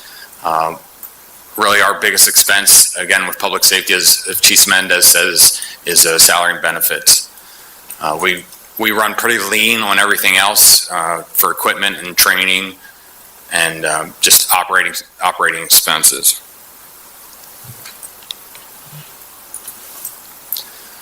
So some of the highlights of the suppression division for 2024, we did take delivery of a new fire engine. It is right now being outfitted and having the equipment mounted. This addition will ensure that we can continue to provide top-notch service to our community with the latest technology and equipment. We were, with that purchase, able to save, if I would order the same fire engine today, it would probably be about $250,000 more with a 2-year lead time till we could take delivery of that fire engine. This fire engine will replace a reserve unit that is 1999 was the year that engine was purchased. So it outlived a lot of fire engines in the city here. So it was really nice to have this new addition to our fleet. We did welcome 4 new firefighters to our team. These individuals, they'll be able to bring the fresh energy and commitment to holding the mission of the Fire Bureau. We celebrated 2 promotions. Firefighter Tony Montez, one of our firefighters, has earned the rank of lieutenant. This is a well-deserved recognition of his hard work and leadership. The Fire Marshal's Office has a new captain. Lieutenant Tom Hoffman was promoted to this key leadership role. His promotion highlights his experience, dedication, and expertise in fire prevention and code enforcement. Our goals in 25 for the suppression is to continue to prioritize the professional development of our team, ensuring all personnel have opportunities to enhance their skills and grow within the department. This will prepare our staff for future challenges and roles.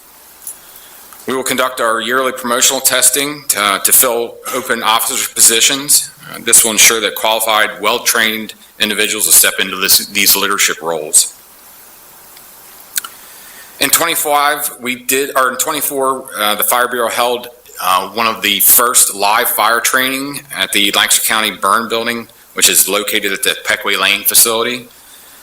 Our goal is to continue these live fire exercises, ensuring that all our personnel are highly skilled in suppression tactics and prepared for real-world fire scenarios.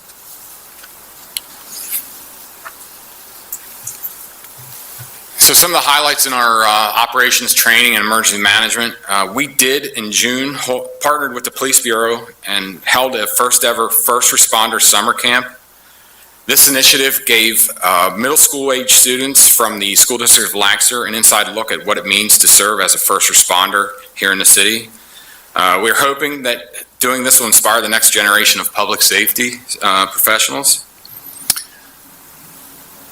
We are in the process of, and have written it, revised our emergency operations plan to improve our preparedness and response strategies. This plan will be presented to the City Council, ensuring our city is ready for any small or large scale emergency. As of October 1st, the Fire Bureau has completed over 7,000 hours of training. This is reflecting our ongoing commitment to skill enhancement and operational excellence. So far this year, we have responded to over 2,000 calls for service to the community and handling a wide range of emergencies. Oh, and that was, I guess it was when I made that, had the calls for service, we updated that with that one. So our goals for 25 in this division were based on the success of this, the First Responders Camp. We aim to expand the program. We opened it up to 20 to 30 middle school students, and we should have planned that some of the students wouldn't show up. So some said they'd be there, and then we were able to, it really gave it a little more hands-on for the students that were there, but we hope to increase the participation with the SDOL middle schools and create a more comprehensive curriculum that will introduce the young people to a wider range of public safety careers. We did, through the fire and the police bureau, we also had Penn Medicine come in, and they brought out their trauma team, and the kids were able to actually work on the dummies that actually give real blood. So it was a really great experience for the students that took advantage of it. And we hope that as those students go back into the school, they word of mouth and we get more participation. After the emergency operations plan is presented, our focus in 25 will be executing and refining the plan to ensure that we are prepared for the emergencies that may arise. And having over responded to 2,000 calls so far, our goal in 25 is to improve our response and effectiveness by further enhancing operational readiness.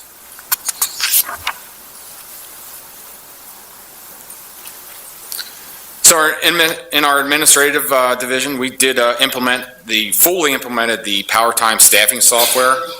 This PowerTime staffing software streamlines our scheduling process and optimizes resources. This new system allows for more efficient management of the firefighter shifts, reducing admin overhead, and always ensuring appropriate staffing levels. We did receive the FEMA Assistance to Firefighters Grant in 24, which those funds are in the 24 budget. These are being used to enhance the training, upgrade our equipment, and improve the overall department in our readiness. We successfully obtained the PA State Fire Commissioner's Grant.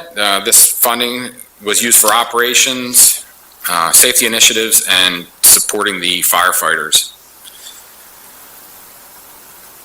We did apply and were awarded the Hartford Insurance Group Fire Prevention Grant. This allowed us to focus on fire prevention programs and public safety outreach. We increased the educational initiatives and hope to reduce the fire risk in our community.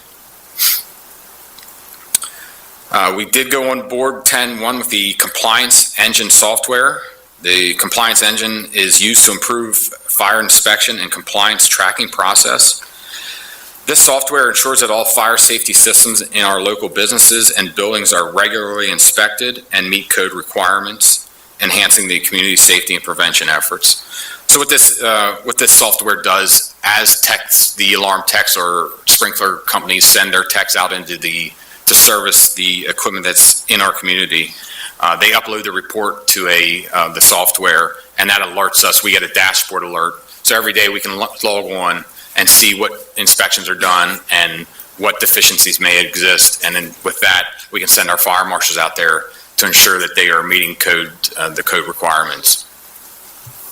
It really, it took the burden off the fire marshals to try to chase. We get notified that an alarm system is offline, and the fire marshal would have to chase, and then they'd have to say, well, why is it offline? So now we know why it's offline. We can enforce the code as they see fit. So in 25, our goals, we're going to conduct a comprehensive hazard assessment of our community to better understand the vulnerabilities and risks. We're going to use these findings to develop strategies and prepare for our emergency preparedness, response, and mitigation. And with that hazard assessment, 25, our 5-year strategic plan is due. So we're going to use that data also to revise this plan and align with future needs and challenges of the Fire Bureau and the community. In 25, we'll also kick off our recruitment. We do a recruitment drive every other year. We did hire the 4 new firefighters off this last recruitment drive that was done in 23 that kicked off. So that we'll refresh our hiring list and have a new list available. And on the 1st of January, we are switching to a new records management system. The record management system we use now is not being supported by the company that was supporting it. So we are switching to it's called First Due Records Management. And the U.S. Fire Administration did implement a new national emergency reporting system. It's a NERIS. With this implementation of the new records management, we will be ensuring accurate and efficient incident reporting and data collection in compliance with these federal standards. So again, the 24 and 25 expenses, we do see a 4% increase, and really that's just in our salary and benefits. We did try to reduce all of their expenses, really take a hard look at what we're buying through equipment and trying to get more grants. I just attended a new grants initiative that was put on by the state last Monday, so we're trying to get aligned with those grants and funding that's available so we can try to save some more money for the taxes. Our staffing is remaining the same.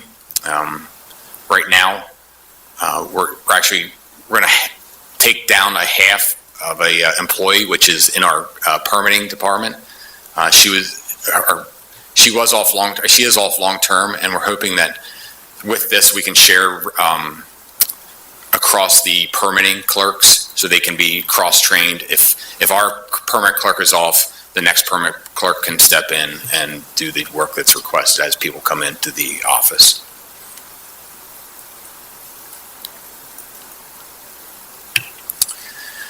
And I see the grants and other fees and revenues. With our permitting clerk that was off, I did have to get schooled in permitting, and we're now hopefully back on track.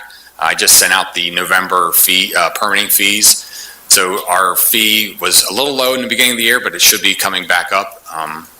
Again, with streamlining that service, so hopefully we won't have that ever happen again.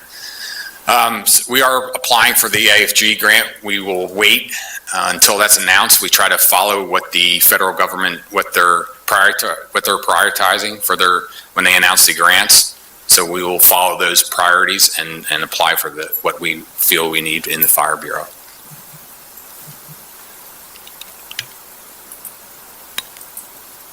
That's it. We have to take questions.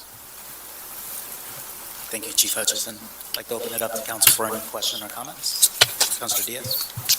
If I may, I just have one question. With the closure of the station on Fremont Street, I'm sure that you've received some reduction in savings since there was no actual electric or anyone there.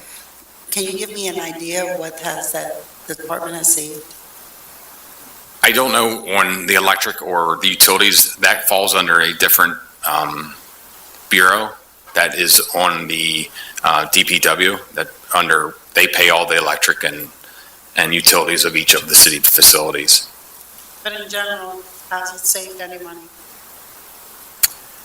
It has saved money in repairs to the station, and it saved us by moving staffing over to the stations, the new stations that we have.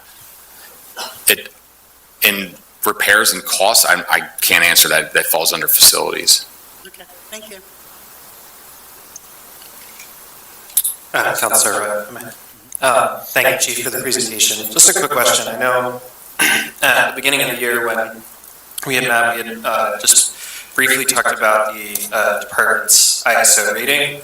Can you talk a little bit about what the department's plan, because I know that could impact the insurance costs for the department Can you talk a little bit about the progress that's been made there? So we get audited every 5 years by the ISO, and that sets the insurance rates for the city. We've met and we continue to meet all the requirements of that ISO, and we're trying to, with our new records management and how we're collecting data, that's really what they look at. And we're working with our water bureau because they do a lot of the water testing, and they test how much pressure's in your water system.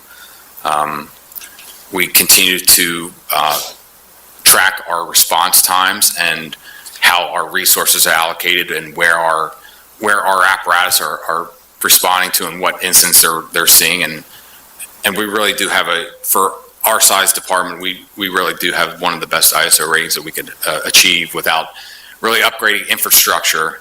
But as we move forward, obviously the city is investing in that infrastructure, and we hope to even lower that number even more. When would the next audit occur? What year? Do you know? I don't know. I'd have to look into that and get back to you with that information. Okay. Yep. Thank you.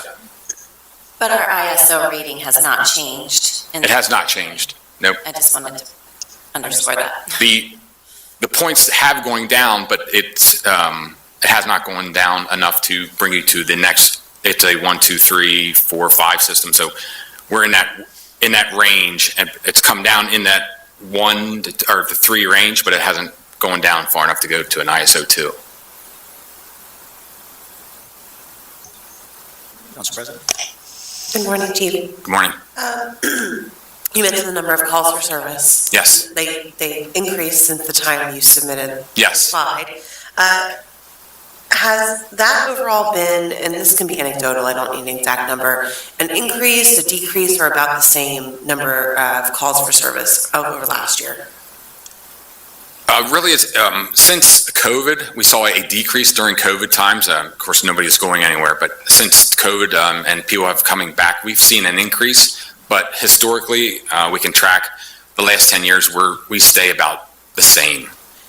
Have the same percentage been those QRS, the emergency response versus other calls for service, or have those increased within that set of calls for service? Those have increased within that set. We have EMTs. Every firefighter is an EMT, so we provide that service, which is a quick response service, a QRS service.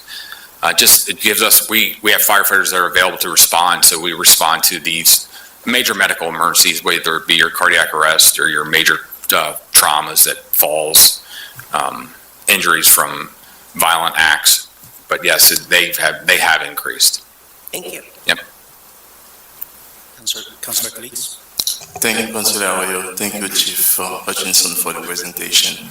Talking of call for service and response, and are there any neighborhoods or areas in the city where response times are slower, and how does the budget address that?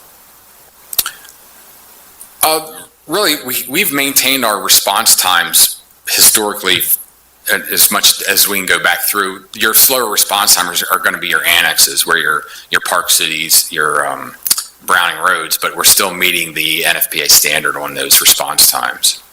And in terms of grants funding, and are there any grant application pending? We are just now filling out the 25 PAE Commissioners Grant. We're hoping to upgrade our gear washers.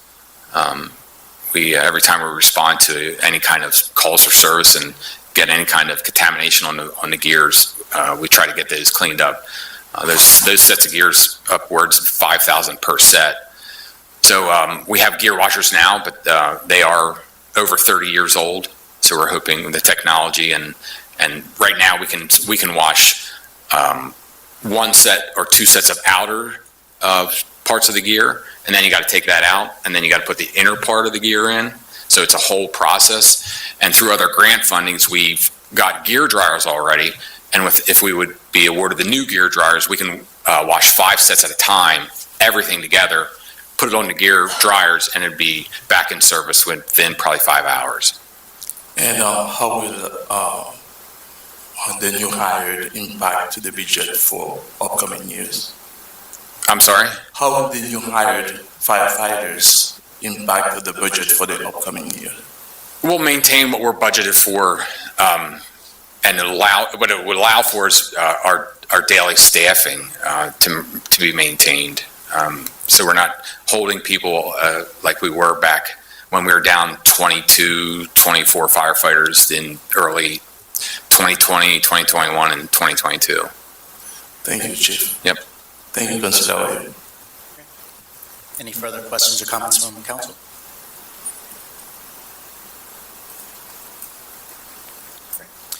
Thank you, Chief Hutchison, for the presentation. Thank you. Yep. And as a reminder for the public, we do have forms available for written questions to keep things moving along. You can have all written questions submitted, and they will be answered and posted on the website within the next 10 business days. I'd like to welcome Director of Neighborhood Engagement, Milzy Carrasco.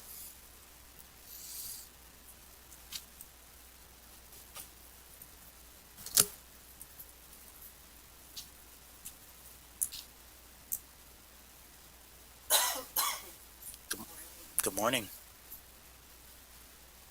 Needs to be green. I think the button. Good morning. Good morning, council members, council president, and mayor. Really excited to be here this morning to present the 2025 proposed budget for the Department of Neighborhood Engagement. Next slide, please. Oop. Oh, I have the clicker. Thanks. Thank you, DJ. Our agenda today, we're going to talk about the department structure, mission, vision, and values, our 2024 highlights and 2025 goals, and 2025 projections, both regular and home rule. And before I get started, I want to thank Tina and Michelle, the business admin team, as well as DJ, for helping to coordinate all of our budget presentations. So Department of Neighborhood Engagement, it's the Director's Office, as well as Office of Language Services. We have the Bureau of Civic Engagement, the Bureau of Tourism and Promotion, and we also oversee reception at City Hall. Our department's mission is to connect and empower Lancaster's diverse communities by fostering civic participation, enhancing access to language services, and promoting the city's cultural and tourism assets. Through collaboration, inclusion, and innovation, we aim to strengthen community ties and celebrate the uniqueness of every neighborhood. Our vision is a Lancaster where all residents, regardless of language or background, are actively engaged in shaping their community's future, a city that embraces its cultural diversity and celebrates its history and thrives through inclusive civic participation and vibrant tourism. Our values are based on community-centered approach, prioritizing residents' voices and needs in decision-making, ensuring inclusivity in our department's work, and that all feel welcomed and valued. We're collaborating and transparent in our work and communications, and with the focus of empowering residents and sustaining long-term relationships. Here's Dunn's regular budget, and so it's 1%. It's $877,000 of the overall general fund budget.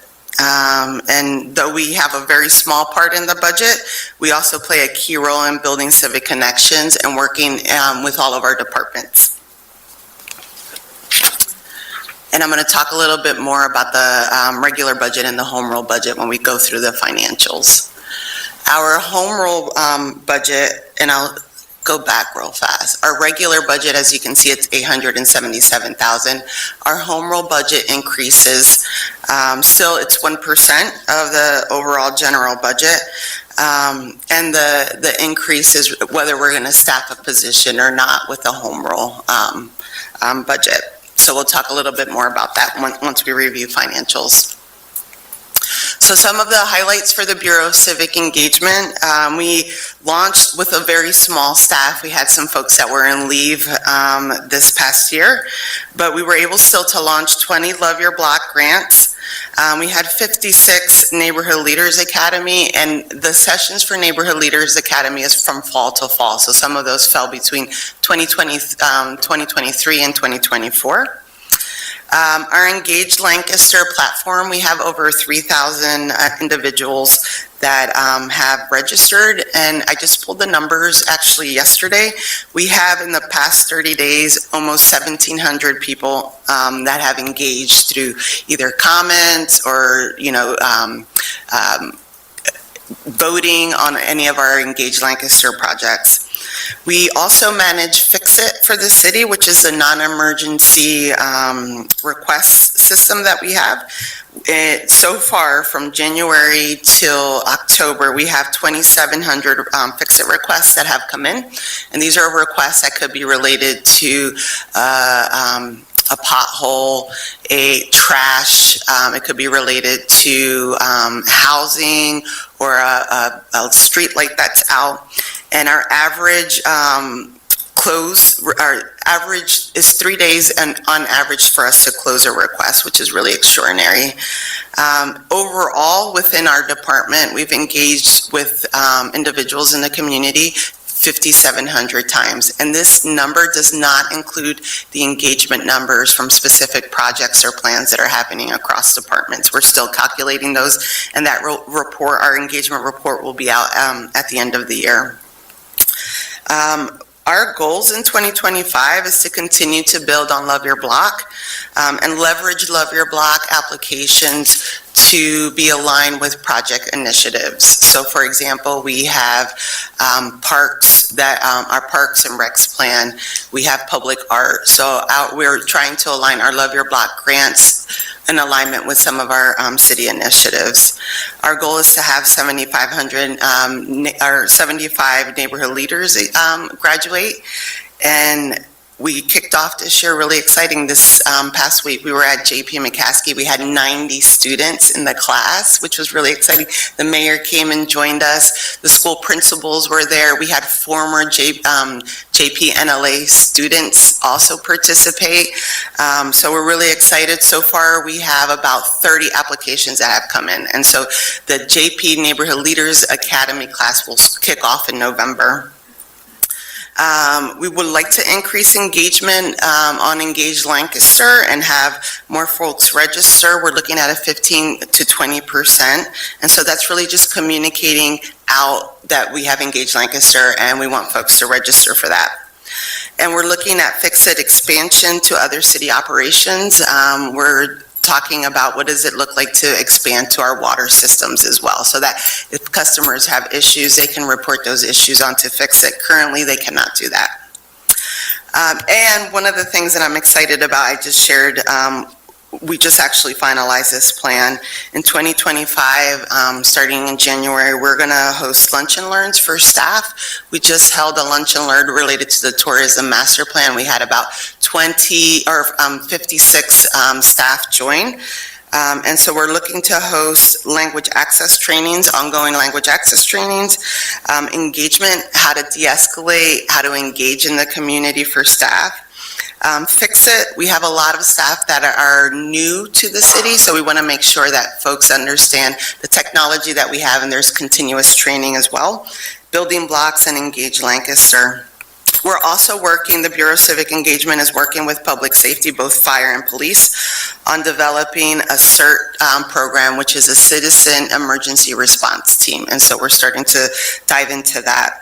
In addition to work with public safety, we're also collaborating with the public safety team and School District of Lancaster related to youth violence prevention. We've engaged some organizations, John Hopkins, Bloomberg Center for Civic Engagement, as well as Everytown. And the model is really how can we collaboratively across all the city and all the partners that are related to youth violence prevention, how do we align ourselves and continue to work together?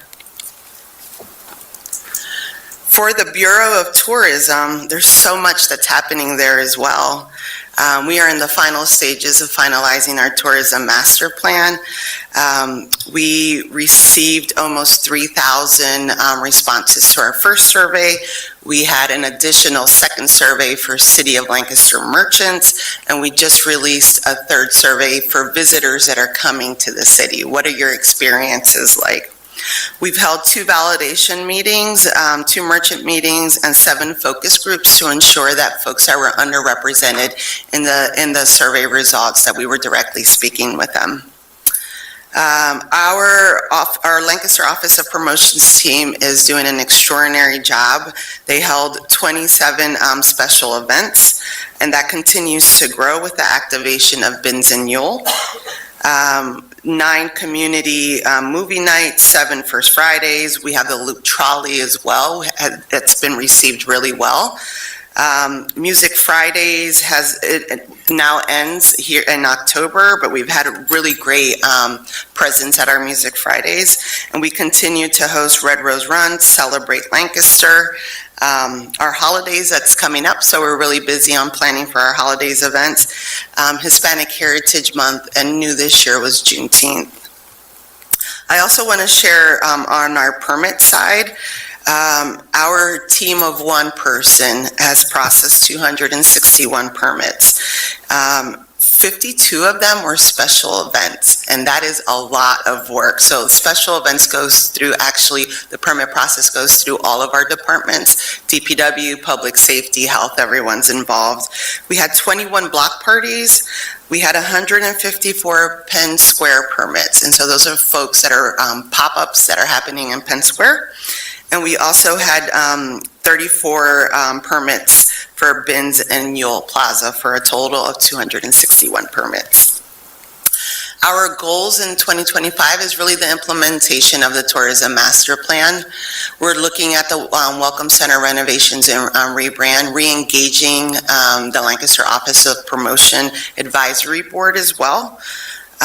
We want to continue to focus on and do a deeper dive into increasing revenue generations through special events.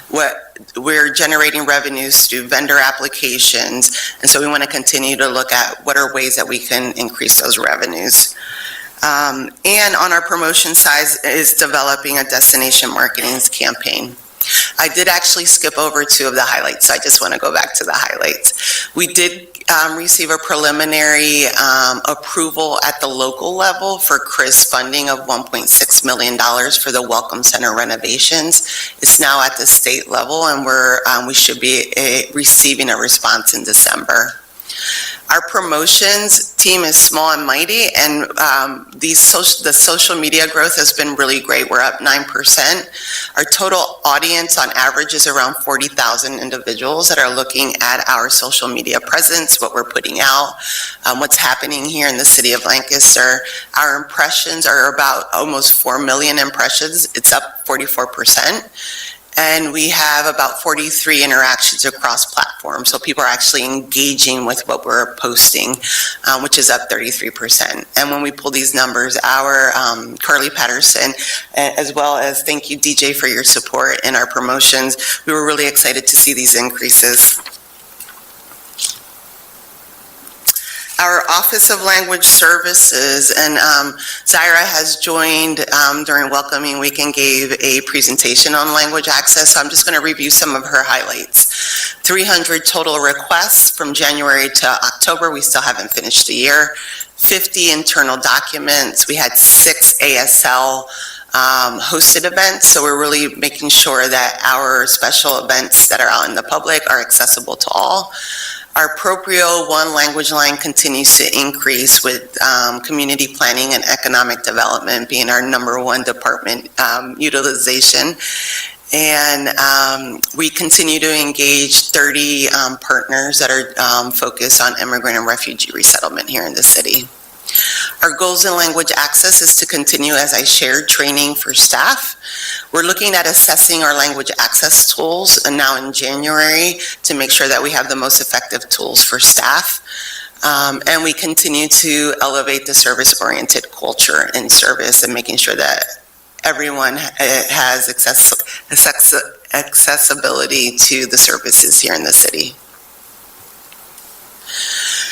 So our 2024 and 2025 expenses, just want to highlight, it's small, but it's important. And so overall in our 2024 budget, we were around $960,000. Our 2025 proposed regular budget is $877,000.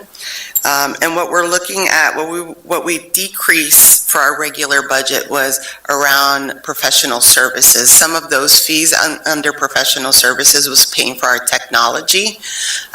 So Engage Lancaster, Proprio One, some of our technology. So we transfer some of those funds over to IT. So you'll see an increase in IT's line item because we moved some of those funds there. And I'm sure Tina's going to talk a little bit more about that later.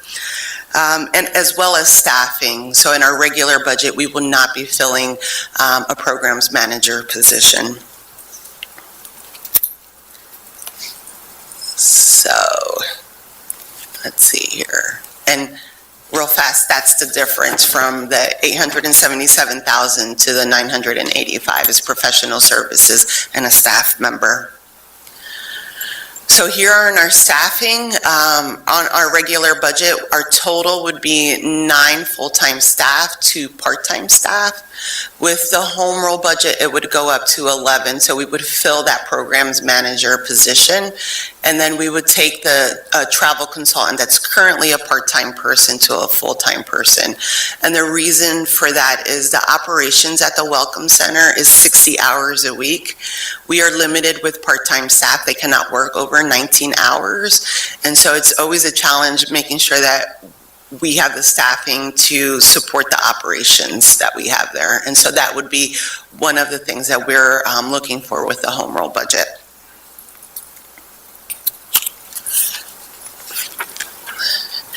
And so here's our department grant revenue. Again, just want to thank the business admin team and the advancement team for supporting, as well as the mayor. I'm not sure if you know, the mayor's a really good fundraiser. And so she's been making phone calls to help support the work that we're doing. But here we have overall in 2024, $192,000 that we have brought in related to supporting, whether it's on the Bureau of Civic Engagement or if it's related to tourism and promotion. One of the things on the zero line items that I want to highlight is under Neighborhood Assistance Program, the $159,000 was related to funding that we received for NAP in our partnership with Lancaster City Alliance for our work on Beaver Street. So we have now transitioned that program over to SACA, and we did help support with some fundraising efforts. That work will continue, but SACA has now committed to expand the work around the Beaver Street initiative. So that's where you see that zero line item. On Lancaster County Community Foundation, we still carried over 30,000, some of the 30,000 into 2024. So we did not request additional funds. We still have funds that we're utilizing from that original amount that was awarded to us. And then one of the biggest changes here under High Foundation, in 2023, their $150,000 contribution was specifically for the tourism master plan. And so that contribution was a one-time contribution for the development of that plan. They did award us in 2024 for $45,000 related to civic engagement programming.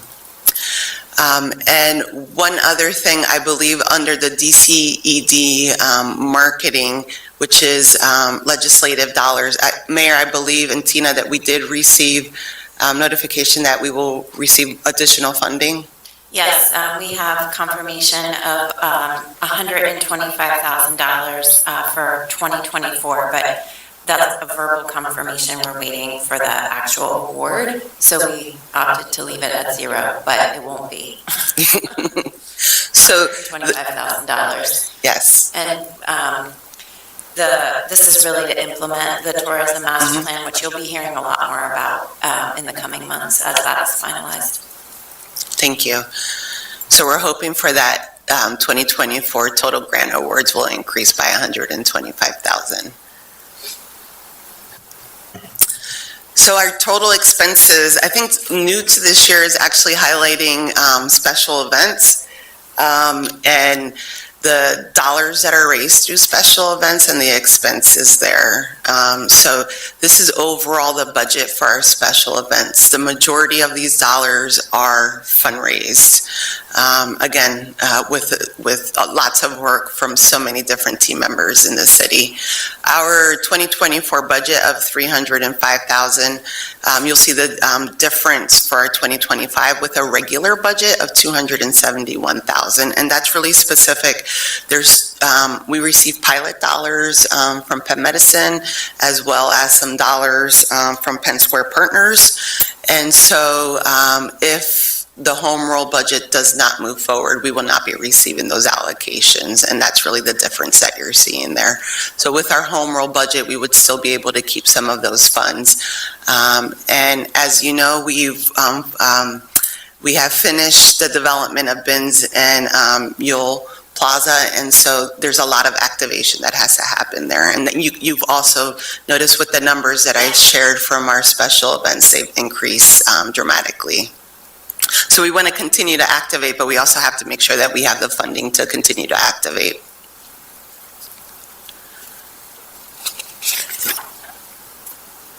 And then our department revenues for special events.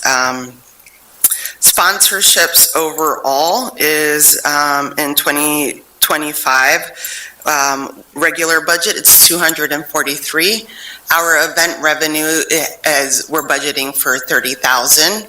And we want to continue, as I shared with you before, look at how we can develop different mechanisms to generate more revenue through our special events. And as you can see here, we would not be receiving pilot fund contributions if the regular budget does pass. In our 2025 home rule, you will see an increase in that budget, and it's particularly related to the pilot fund contributions.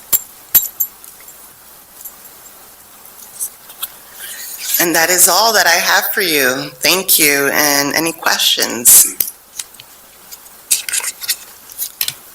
Thank you for the presentation. Thank you.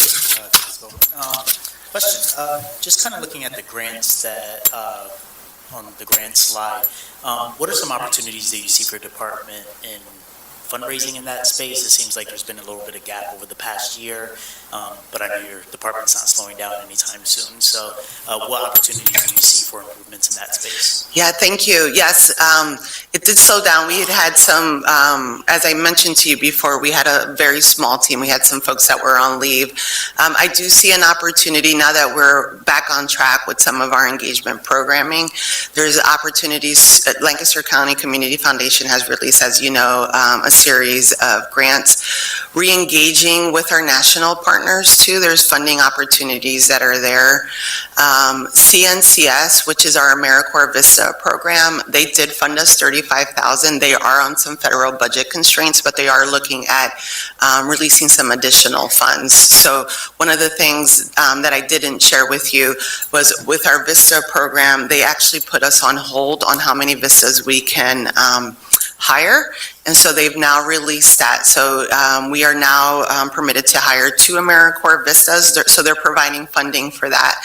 And then by now in Q4, we can hire 2, and by August, we can hire an additional 6 individuals. So the funding is coming back on track. Yeah, so. Good to hear. Thank you. Thank you. Any questions from council? Thank you very much for your presentation, Director Carrasco. I have 2 questions for you, and maybe you could go back, or actually forward, to the slide about, right there. I think, maybe I'm just reading this wrong, but I want to dig into the Yule Plaza event line. Yes. It says that there's 34 in the 2025 budget, but it's a change of down 56%. It doesn't look like it. It looks like it's the same. Oh, yes. At some point, can we just get? Yes, we will fix that. Yep, absolutely. Only because, I mean, that is a public space that we want to activate, but I'm interested in what the actual decrease Yes. is for that particular space in the regular budget. And then the second question I have, is related to sponsorships. What specifically are some of the strategies for increasing that number of sponsorships that are planned in both the regular and the home rule budget? What activity will be done to get those? Yes, thank you. One of the things that we're doing this year, so if you notice the Neighborhood Assistance Program that I shared with you previously, that we were partnered with Lancaster City Alliance, we've met with the advancement team, and what we would like to do is apply for neighborhood assistance programming dollars to support special events and cultural celebration. And so that is the new fundraising mechanism. We'll still be able to receive sponsorship dollars, but there is an opportunity for us to ask partners to provide neighborhood assistance programming funding.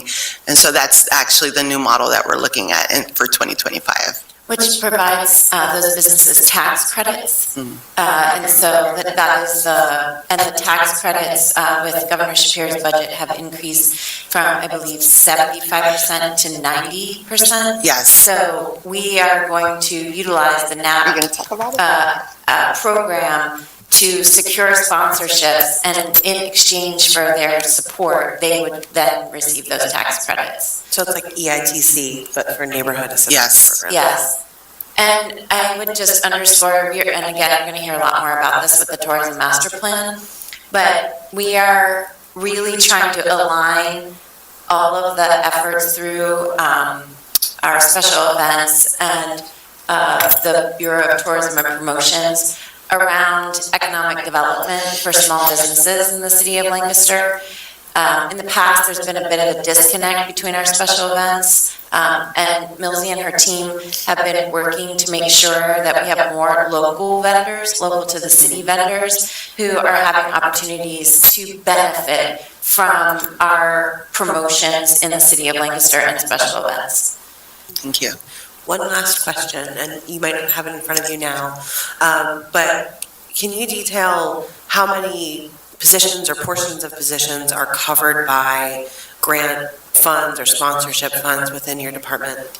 Yes, so the first line item that you see here, the CDBG, the 72,000 goes directly for staff, as well as the VISTA line item of 35,000. So both of those combined go directly towards staff support. Great, thank you. Yes. Can I just jump back and answer your question? If you can go to the special events again. The difference in that, in the 2025 regular budget for Yule Plaza, we're budgeting 15,000. 15 should be that number. Yeah. Thank you so much. Councilor Rowe, if I may. Thank you so much for the presentation, Director Kraska. My question is around the 3-day average response time on the fix-it request. I would really be interested in knowing more how that number is developed. I'm just going to be honest, I'm a little skeptical of the number because I have found in my experience that I have requests often sit for quite some time, sometimes months. And I guess I'm wondering if that average is a mean or a median, because if it's a median or if it's a mean, I imagine I do peruse Fix-It quite a bit, and I see a lot of requests where the city kind of returns it and says, thanks for your concern, but this isn't something we can handle at this moment, or this isn't the right place to report this. And then it's closed pretty quickly. So if you could just speak to that a little bit, because I think that number is a little low. Okay. Thank you for the question, and I'll certainly dive into this a little bit more and have some follow-up for you. So this is we get reports from Fix-It, and so this is the report on our 3-day average to close. You are correct. Some of the requests that come in are actually outside of the purview of the city, so it may throw the average response time off a little bit, but it is between 3 days and 5 days. But we average on an annual basis 3 days to close. There are some months where there's a lag in that, so if you're looking at fix-it response, and that might be helpful on a monthly response time. We have seen days on a monthly, depending on what the issues are, that close around 8 days. And it could be water issues, like big water issues. So it depends on the complexity of the issue as well.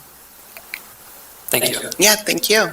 I think it would be good to share with City Council, Millie, a copy of the monthly report. So I'm like looking at the monthly report for September, and the days to close are included in here, and the number of requests, and the remaining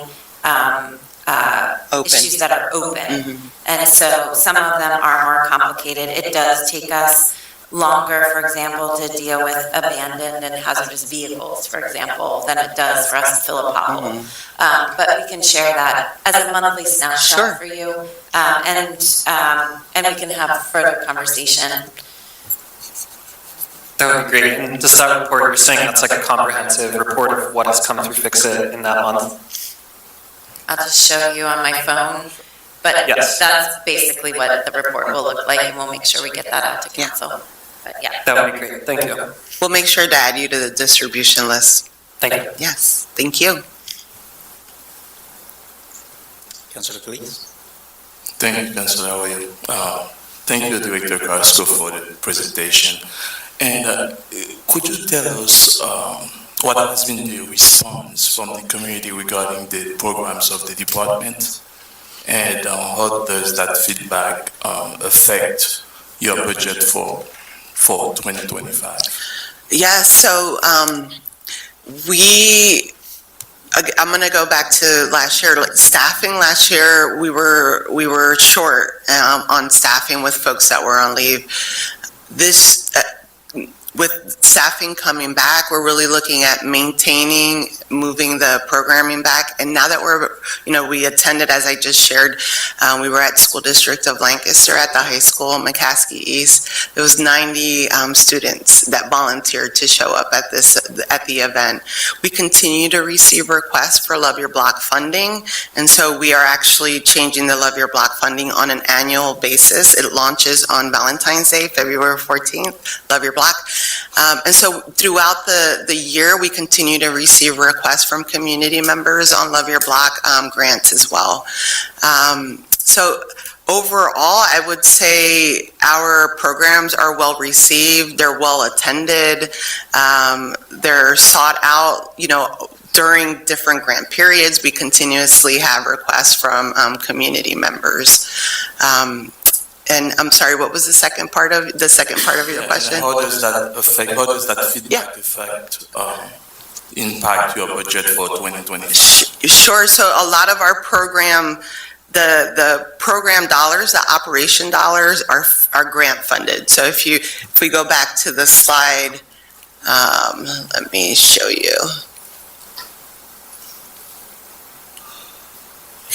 So if you're here, so we have to provide reports of the work that we're doing, our outcomes reports to all of our funders, and they continue to fund our initiatives because they're seeing an impact of the work that we're doing. The feedback that we're receiving is great. We also receive feedback on improving. There's things that we are continuously evaluating and improving in our work. And so both of those things are really important for us to improve the process of the work that we're doing. So through the work that we are doing, we continue to receive funding from our funding partners. They like what we're doing, and they see the value in the work that we're doing. Thank you. You're welcome. Thank you, Councilor Arroyo. Any additional questions or comments from council? Councilor Hirsch? Thank you, Councilor. Just one additional question, if I may. When I go to the city's special events page on their website, I have heard from a few nonprofit organizations in town that if they are looking to have a special event, they are paying, in some cases, for public safety, and some of those fees are listed on the site. And many of them are, most of the public safety fees specifically are kind of like in the thousands of dollars.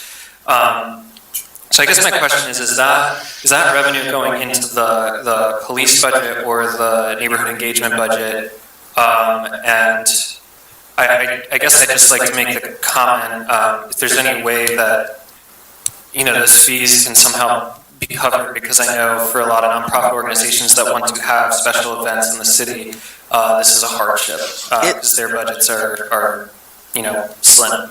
It is such a hardship. And the more partners that are activating spaces, we certainly want to support them as much as we can. We've looked at public safety costs and we've actually decreased them. And it is something that, it's a fine balance. It's very expensive to have a special event. It could be upwards of $6,000 to $8,000 for public safety costs. And that is a fee for special event organizers. We have to make sure that we're covering the cost for public safety. That's the overtime that Chief Mendez was talking about earlier. And Tina and I have been talking about a different model of what we can do to support and continue to support. But where we are right now is we're actually basically passing on those costs at the very minimal to special event organizers. And it is a tough situation because we want special event organizers to have their event, and it's an expense to the city and city taxpayers. And it's really a question to council about underwriting nonprofit events in the city of Lancaster by providing in-kind public safety supports for street closures. Think about any of the races that go through the city. All of those streets have to be closed. There are personnel that we are bringing in especially for those events. Obviously, those overtime costs for city-sponsored events are being paid by the city. They are part of what it takes to run a public event for the city. And then those costs, as Millie was saying, are passed along. We try to be as very minimal as possible, but also needing to protect public safety to ensure that all of the events happening in the city are safe. And we do not allow people to come into the city and shut down streets and do their own event without coordinating with our police bureau. So, we can get you some estimates of what that cost could be but I think we have to have a larger policy discussion about what events we would provide in-kind service for and what we wouldn't, or what is the limit and how we would manage that. So we said we were going to provide in-kind contributions up to X thousands of dollars. Who would be eligible to receive that in-kind contribution and under what circumstances? Is there a match requirement? So I love that you asked that question, and it is a little bit of a question that follows a whole bunch of other questions to have a larger policy discussion about if council were to want to move in that direction. Thank you, Mayor. Thank you, Director Carrasco. That's helpful. Thank you. Yes. And if you are looking forward to have more conversations, I'm excited to have those conversations for sure. Well, for the Thank you. Thank you for all that you do on your teams, that your team does as well. Thank you. As a reminder, if there are any public questions, we do have forms available for written questions that will be posted with answers on our website within the next 10 business days. To keep things moving along, we welcome Mayor Sirachi for the Mayor, Solicitor, and City Council budgets.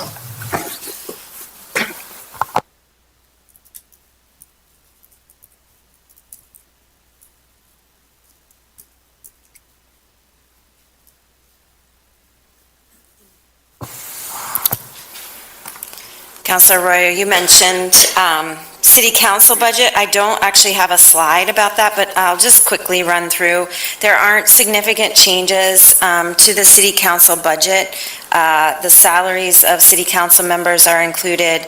The major changes to the council budget would be in the clerk's office.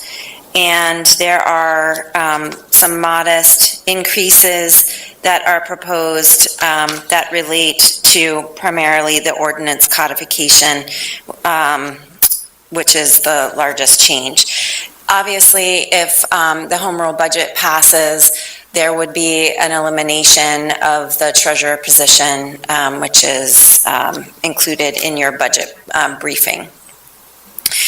Okay, the mayor's office.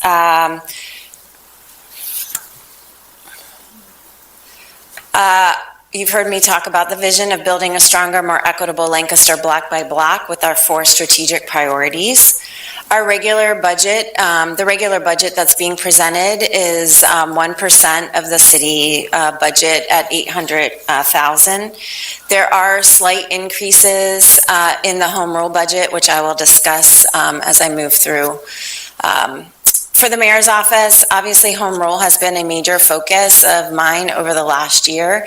Another major focus has been finalizing the emergency communications plan and launching Red Rose alerts. Coming to council, I believe next month will be an update to our emergency operations plan. And as Chief mentioned, our communications staff participated in training with the Police Bureau and Fire Bureau to really think about our emergency communications. Unfortunately, over the last year, we have had to deploy our emergency communications, most notably with the shutdown of downtown following the bomb threat that was made to the library.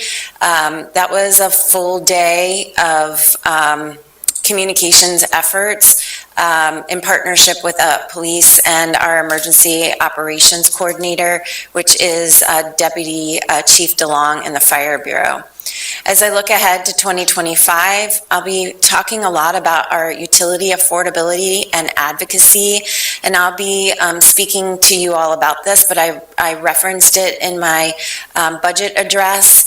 I will be spending a lot of time nationally and at the state level highlighting the impacts of some of the confluence of federal mandates and how they will affect water and sewer rates moving forward. And obviously, moving into 2025, I will be spending a considerable amount of time transition planning and ensuring that we have standard operating procedures that we will be able to hand over to the next administration that are up to date and current. In the solicitor's office, those of you who came to Home Rule Study Commissions recognize that our solicitor, Barry Handwerger, was supporting the Pennsylvania Economy League and the individual commission and collectively the commission in understanding our current city code and providing his expertise in municipal law through that entire process. The office has also instituted a series of new procurement policies, procedures, and processes that are helping to ensure more efficiencies and reducing expenditures in procurement and the way that we do procurement. We buy a lot of things in the city of Lancaster, and the way that we do that has been really streamlined through the leadership of Nancy, and she is a one-woman powerhouse. We also have 100 contracts, professional service agreements, and MOUs through the month of September, and the Solicitor's Office continues to support the legislative calendar coordination and the development of all the ordinances and resolutions that become before Council. The Solicitor's Office is going to have a lot of work if Home Rule advances. There will be administrative code revisions and a body of work that will be coming to all of you as council members next year. And so, quite honestly, your work will also be ramping up to review all of the administrative code changes that would be necessary to comply with the new Home Rule Charter. If there is no Home Rule, there will continue to be an ordinance review and updates that we have put on pause while we await the determination of the voters. But some of those ordinance changes would relate to our zoning and the implementation of our comprehensive plan. And so there will be a lot more conversation in that way. Here you can see the expenses for the regular budget and the home rule. They both include some modest increases. The Solicitor's Office shows the largest increase, And that would be for the additional staff support that would be necessary for us to basically rewrite the administrative code. And I believe that the administration has 18 months to implement the changes as outlined in the Home Rule Charter. In terms of staffing, there's a very slight reduction, 0.04, which is an odd number, but we've been going through the budget and looking at the allocation of time for all of the staff across the city and how their time is allocated between general fund budget as well as the enterprise funds. The communications team, which is underneath the mayor's, which is under my supervision in the mayor's office, is partially allocated to the general fund, but it also has allocations to the enterprise funds, and you can see those allocations in the budget documents that have been sent to all of you and that are available publicly. So our communications office is supporting the water fund and the wastewater fund specifically with communications that are required through the Pennsylvania Utility Commission and other federal and state requirements. And so that work is being paid for through the enterprise fund. So there aren't 100% salaries being allocated in the mayor's office. In the solicitor's office, as I mentioned, if Home Rule does pass, we will need additional staff support to manage the transition from our current form of government to the proposed new form of government should Home Rule pass. And with that, I'm happy to take any questions from council. Thank you, Mayor Sirachi.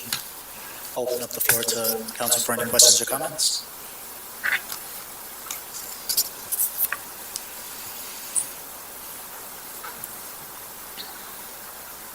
Well, you might have the easiest presentation there. Actually, I do have something. Never Sorry. Council President.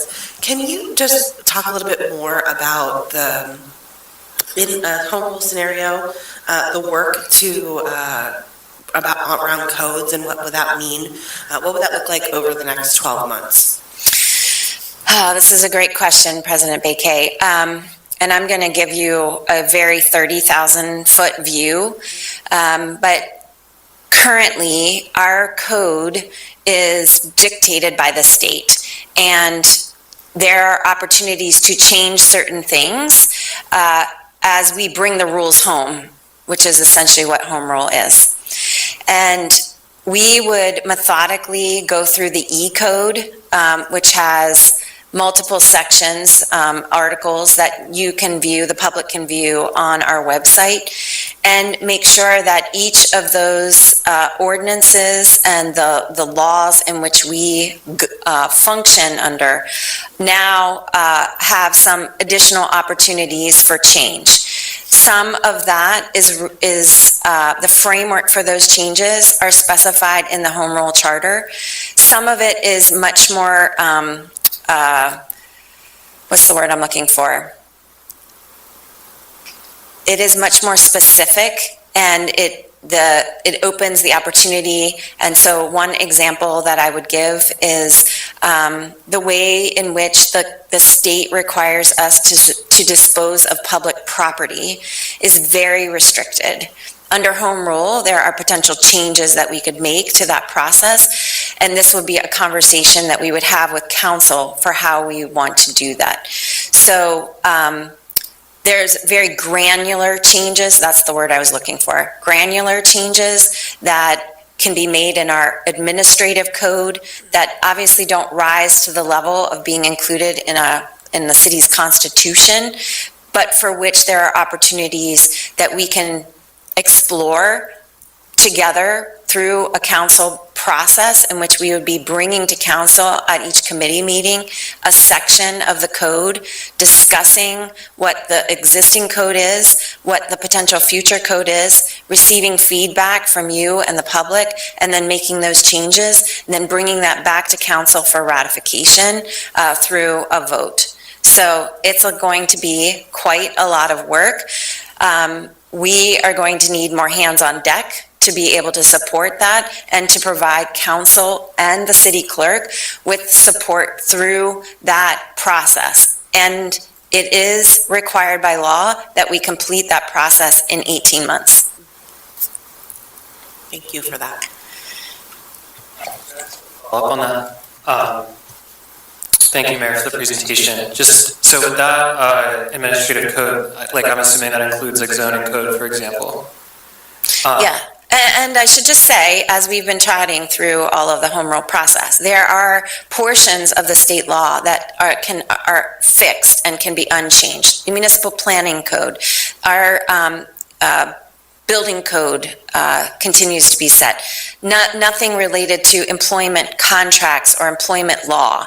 Like all of that is rigidly set by state law and would not be subject to change. But there are some opportunities for us to be more efficient in the administration of the day-to-day work that we want to pursue through the home rule process. But those are like the granular details of the administrative code that need to be reviewed and refreshed. And it is a really, in my view, an exciting opportunity for us to make some administrative changes that are better meet the moment of living in a new century compared to when the former code was written, as well as meet the needs of our residents more efficiently. So, yeah, I think you're kind of going the same direction my mind was going, which is, we just passed a comprehensive plan last year, for example. Would you agree that it sounds like you're saying there's an opportunity for, one of the tenets of the plan is updates to our zoning and land use codes, and that this might be the opportunity to make the changes that the comprehensive plan calls for? I would say those two things are on a parallel path, and there might be some nuance that can be incorporated in our ordinance structure around zoning. But I would also say that there, as you heard from Director Delves earlier, we need to raise funds to support the zoning amendment changes, which are highly technical, and that there is a reduction in the professional services line currently in CPED's budget. So we're trying to balance the volume of work and how we're paying for it. There is some opportunity at the state level through DCED to apply for funding to help support those zoning code changes. But we have this opportunity to do zoning code and administrative code at the same time, which is a very unique opportunity and provides us with a little bit more of a setting a bigger table for the conversation should home rule pass. Thank you. Yeah, I see it, and I think it is exciting. Councilor Diaz? Mayor, I have a question since you're touching base on the zoning codes and building codes. So I just had an opportunity to get training regarding emergency migration.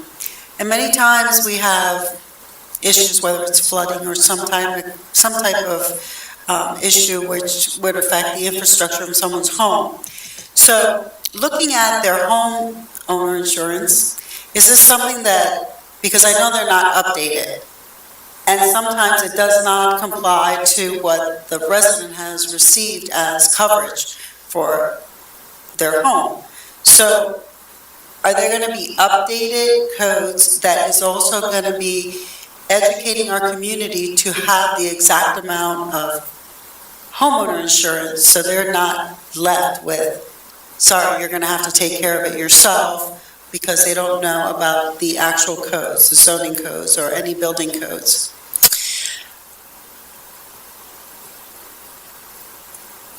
There's a lot in your question, and there's a lot that's out of the purview of city government as it relates to individual property ownership and their insurance their private insurance policy.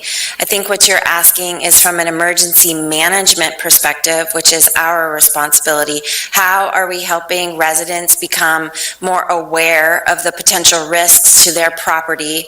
And are we addressing through zoning issues that could result in a property being at a higher risk? Is that more? Correct. Okay. And just an example, I can't remember what month, but there was the flooding over in Fremont Street, which I'm sure that also affected some, well, I would say the majority of homeowner insurance don't cover flooding, but there are insurance that do allow to have that as an extra, just in case there's a small I even had water in my basement myself, but it was very minimal. But then there are people that could use that because it was, somebody's pipe from next door. Yeah. So I'm just curious to know, because we are liable also for emergencies like that.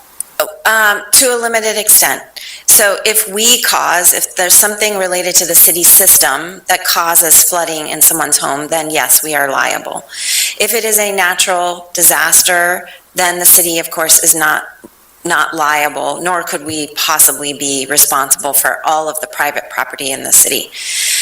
I think that where I think about your question is floodplains and zoning and us updating our floodplains in the city to address increased rainfall that might be happening, or climate change that is resulting in higher volumes of rainwater. Those are some of the areas on our city maps that do need to be reviewed on a regular basis as required by federal law. So we do look at those floodplain areas, and I know that there are properties in the city that have historically been built in floodplains that are not able to secure insurance.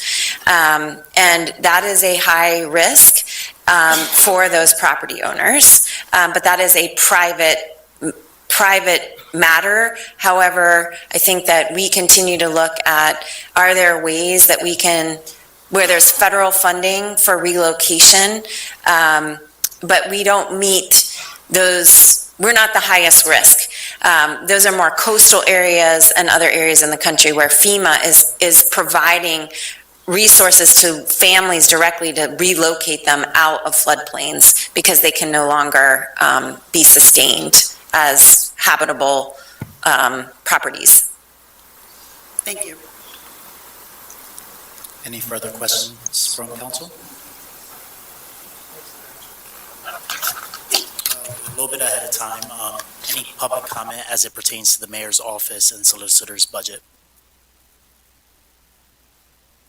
Great. Thank you, Mayor Sirachi.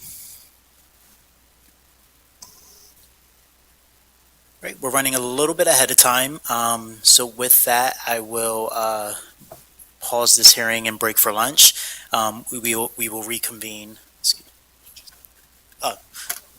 Lunch is not here yet, so we can sit tight, use the restroom, but we will reconvene back in council chambers at 12:30 p.m.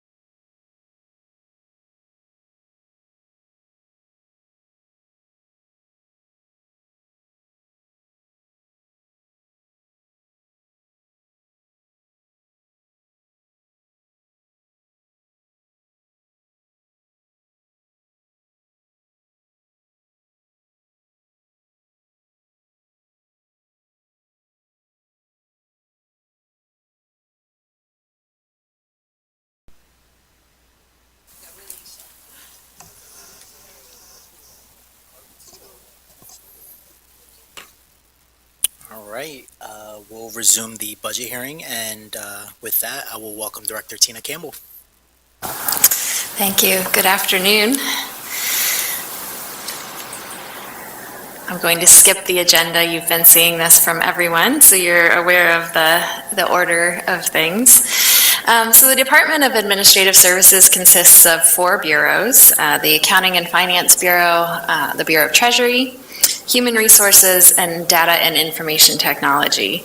In addition, we also have a fund development process. This is through grants, donations, and sponsorships for the city, but that's done directly through the director's office, so not as a separate bureau.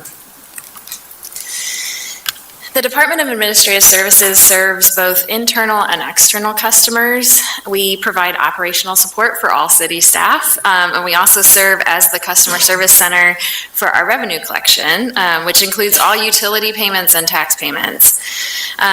Our mission focuses on modeling a culture of service and inclusion, and our vision is to provide quality customer care, strategic and innovative leadership, and effective and efficient internal tools to better serve our residents and customers. And we've adopted the city's core values of quality, teamwork, integrity, and respect.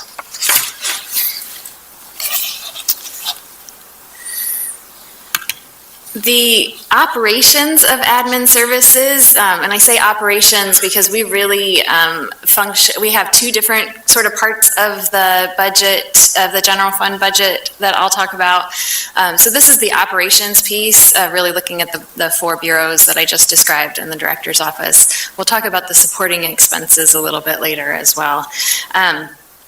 This is, in the regular budget, this is about 8% of the overall general fund, and that number is $6,243,865. In the home rule budget, the percentage doesn't change, so it's still 8% of the budget. The amount increases slightly. It's about $6.5 million, and I'll show those specific increases in the details when we get to the budget. So as the other directors have been doing, I want to look briefly at each bureau to talk about some of the highlights from 2024 as well as our 2025 goals. So we're going to start with accounting and finance. First, I just want to acknowledge again that we have a new bureau chief. She's sitting back here, Michelle Bush. She started in this role at the end of March this year, and she's been very gracious to be here today. I don't know if you've seen us whispering back there, but to make sure that all of the numbers are correct and to get responses as you need them.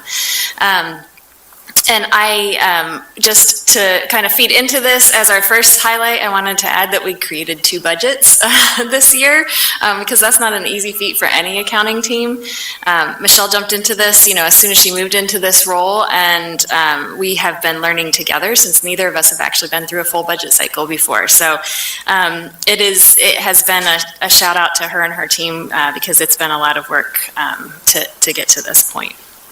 And I should mention that we're all very grateful that we won't be creating 2 budgets each year in the future. So, in addition, we've had some other things that have happened this year. We've launched electronic fund transfer payments for our vendors this year. That has cut down on printed checks, and it's actually cut down on the time that it takes to get payments made. So that has been really helpful for us. We've also made a couple of updates to our payroll process this year. We went to all paperless pay stubs. Again, that's saving some both time and printing expenses. And then we also integrated Planet into our payment process, which is the timekeeping software that public safety has been using, but it's been helpful to kind of integrate that into our core system. The other thing that I just want to highlight is that we did see our bond rating stabilize this year. So it was showing as a negative outlook in 2023, and that moved to a stable outlook this year. So we're really grateful for that. For our goals for 2025, we're continuing to try to streamline things to ensure that we're using our staff time in the best way possible. This includes streamlining our accounts receivable process. That's what AR stands for up there. And also, to go to the next point, a pretty big overhaul of how we are overhaul of how we're tracking and reporting our capital assets. Right now, it's a pretty manual and time-consuming process, and so we're looking at overhauling that. As you heard in my presentation on October 1st, we are starting a rate case with the Public Utilities Commission, the Pennsylvania Public Utilities Commission. So that will take some time for our accounting office this year. And Michelle and I are working on, how we document the rate case, as well as a system to ensure that we're going out for more rate cases on a more regular basis. And one of the topics that the mayor just mentioned and that she talks about often is updating our standard operating procedures. And so we're looking to do that really in all of administrative services, but in the accounting office as well. For the Treasury Bureau, some of the highlights, and maybe I'll just start by saying I feel like sometimes the Treasury Bureau is, we don't talk about them a lot, but they do so much for our customers that I just want to acknowledge that they are super hardworking for our customers. So they do a lot of great work for not just for our residents in the city, but also for all of our utilities customers outside of the city as well.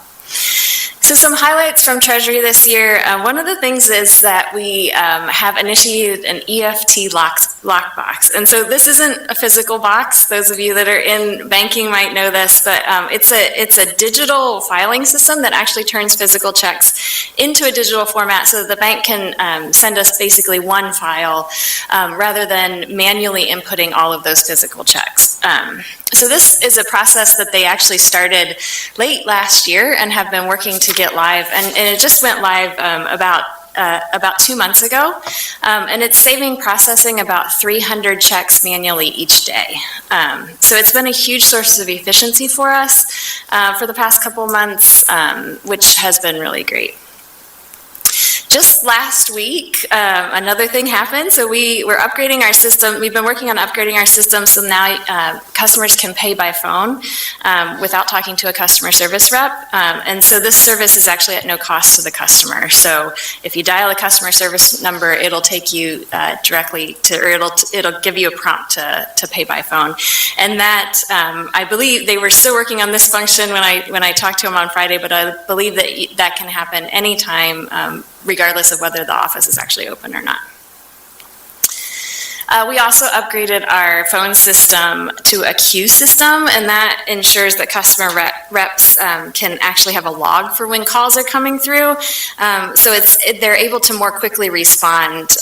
We had, at the beginning of last year, customers were getting kind of stuck in a hold pattern, and so we've been able to eliminate that for customers as well.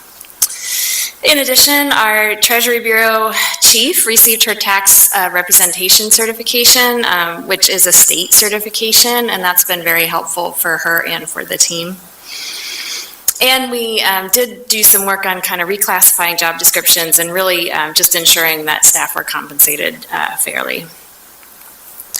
On our goal side, I'll maybe start by saying that this first goal really is one that we had hoped to complete in 2024, but we are continuing to work on upgrading our online payment system to offer auto pay. I know you all have heard us talk about that some.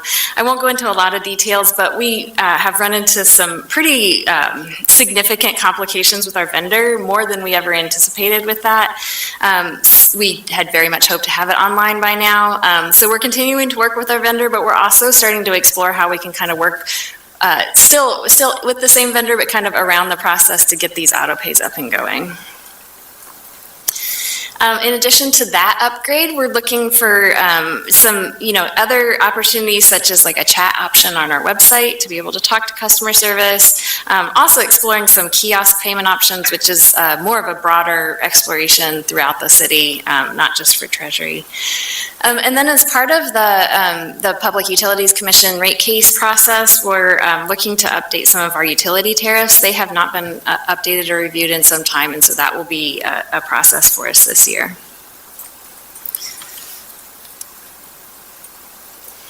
Human Resources, they've also been very busy this year. We have implemented a ticketing system for internal requests that come into HR. This has successfully eliminated some of the backlog that they were also experiencing. I'm going to jump around a little bit here in the list. and go to kind of the middle there. But we relaunched 2 of our employee surveys to help understand how we can better serve our employees and to also get a better sense of the HR services that need to be improved. We created a supervisor portal for all hiring managers to provide them with all of the information that they need in the hiring process. And then I'll jump back up again. So the Department of Public Works and HR worked pretty closely together to create what they called a job architecture, which is really focused on understanding what positions might be on the same level as others. And it really helps with compensation, equality, equity, as well as kind of just looking at the broader kind of structure of the department. It was a huge project. I don't know if the other director, Campbell, is going to talk about it at all or not, but it took a lot of their time and effort, but we're excited about what it's looking like in Public Works and hoping to push that out to the rest of the departments in the next year as well. And additionally, 4 of us had the opportunity to attend a great training about 3 weeks ago on talent retention at Harvard. This was a training that was fully covered by the Bloomberg City Leaders Initiative, and we were very grateful for that opportunity. And the last goal for the 2025 goals is actually directly from the project that we worked on during that training. So I'll just maybe start with that one. We, as part of our kind of work with our people strategy, which I'll get to in a minute, from what we learned with the surveys and from this training, we really would like to have a big focus this year on providing updates or opportunities for growth for our team. Not only to move into different positions in the city, but also to grow in the position that they are currently in. So really trying to strengthen and support our team in new ways. The other goals, we really would like to focus on finishing our people strategy, which is really our strategy for human resources. So it's kind of a long-term strategic plan for human resources. And this does include integrating the competency framework that we developed back in 2023. Which is also one of the goals that the mayor has laid out in her goals to complete before she transitions out of her role as well. For data and technology, I looked back at what we presented last year, and it made me realize that when we presented the budget last year, this team was actually still being built. So we now have a almost full team in place, and it's been really great to have that talent in place for the city. We also, last year at this time, had a lot of very big projects going on, and a couple of those have completed or are very near to completion. So one of those is that we are in the final stages of our CityWorks implementation. This is a software that manages all of our physical assets. And it will help Public Works particularly. It'll give them a much better system for tracking work requests, as well as knowing what routine maintenance is needed in our infrastructure. So they are in the process of doing some trainings for staff this week, and I believe the go live is set within the next 3 weeks for that. Our IT team has also been able to upgrade much of the hardware used in the police bureau. These upgrades were funded by one of the grants that Chief Mendez mentioned earlier today, the PCCD grant, and it actually allowed us to update the vast majority of the technology that they use, which includes their servers and networks. So actually running some lines through the building to do some of that upgrade. It took a lot of staff time, but was very needed for data integrity over at the Police Bureau, so we're grateful for that. For 2025, we continue to work towards the implementation of another very large software system called CityView. This is a permitting software, so it's going to really help to streamline our permitting and licensing processes for the city.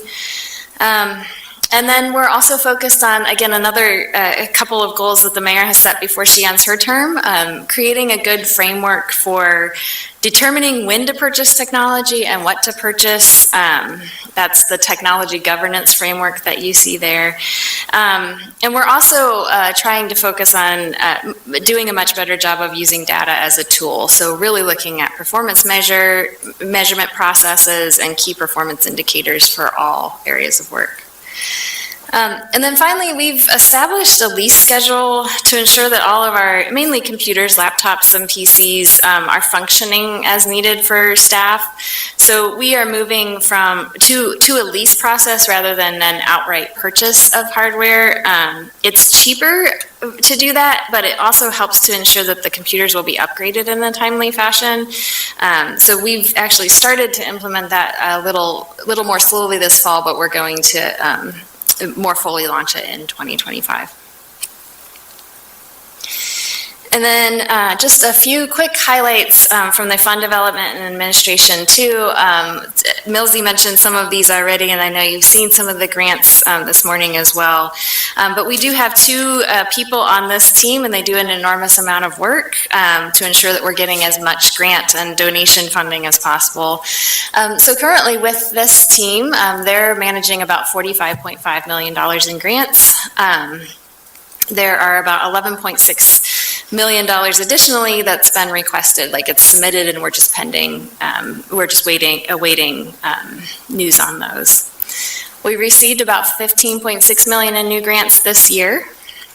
And then, as Millsy mentioned, we work with them to raise sponsorships for the events, and those have increased by about 30% over 2023. In 2025, in addition to continuing to put in grant requests as much as possible, we're also looking to increase our sponsorships by about 20%, again, as you saw in the neighborhood engagement slides. And then we're also in the process of migrating some of our tracking to our core accounting software, and that'll give us much better reporting options. And then I've mentioned it a couple times, but as the mayor has laid out some of her strategic goals for this year, we're really trying to focus in 2025 on ensuring that the grant team is really researching and finding funding for some of those goals as well. All right, so to the numbers. This slide is going to require some explanation. I don't know how many of you like to look at numbers as much as I do, but after you've been seeing all these numbers that are showing decreases, from other departments, you see this, particularly right in the middle, you see 1,300% increase, and this is coming from the department that actually helps others to work with the budget. So I want to explain this because it's not as bad as it seems. If you remember from my budget presentation on October 1st, I mentioned that we had reallocated the Treasury office expenses as well as many IT expenses. So these expenses in the past and currently are being invoiced between all funds. So for Treasury, these expenses are between admin services, so between this line and the 4 enterprise funds. And the IT expenses actually were allocated across all of the departments in the general fund as well as all 4 of the enterprise funds. So to simplify accounting functions, it's going to save a huge amount of time for our accounting staff as well as the people that are putting in invoices. We're pulling all of those expenses into administrative services. And then the enterprise funds are actually going to reimburse the general fund for these costs. So in the Public Works presentation that you'll see coming up next, you're going to see an increase in revenue that's coming into the general fund from the enterprise funds, and that is what is offsetting these increases. So I'm going to focus on the Treasury and IT lines first, and then I'll jump back to the other lines. So again, it shows a huge increase here, but the actual costs for Treasury from last year to this year are increasing only by 1% in the regular budget, and then 2% in the home rule budget. The department worked to cut some costs, but we're still seeing a slight increase simply because of salary increases. That's the largest bureau in admin services. We are anticipating eliminating one position in the regular budget, but we'll only eliminate a half position in home rule. And then for data and information technology, the actual cost change is 0% in the regular budget. And while I say zero, this actually required quite a bit of cost cutting. The 2024 budget did not budget a full year of salary for some of the staff who started later in the year. And so 2025 is showing those full amounts. So it actually, they needed to do some cost savings. And most of those cost savings were really around some of the big contracts that we had for managed services. And then in home rule, in the data and information technology, we did feel like we would like to add one more final data position to complete the team.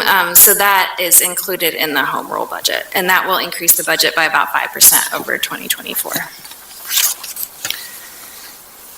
So for the others, for the director's office, this includes myself, our office manager, and our fundraising team that I mentioned earlier. You'll see a decrease in this in this budget, and that is really all from our professional services line. We had some costs associated with home rule this year that came from that line.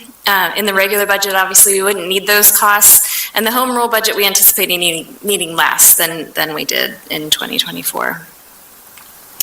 Accounting costs have risen really for two reasons. We continue to see audit costs increasing, so this is a huge part of this budget. And then we also feel like we need a bit more staff in accounting. In the regular budget, we're budgeting for a partial position, and in home rule, we're budgeting for adding a full position, a staff accountant position. This position would really focus on water and wastewater needs, so there would actually be some reimbursement coming back from that position, which I didn't include in the budget, but that would offset that a little bit. And then finally, in human resources, we've seen some reduction in some of the contracts that we utilize, which that did result in some cost savings as well.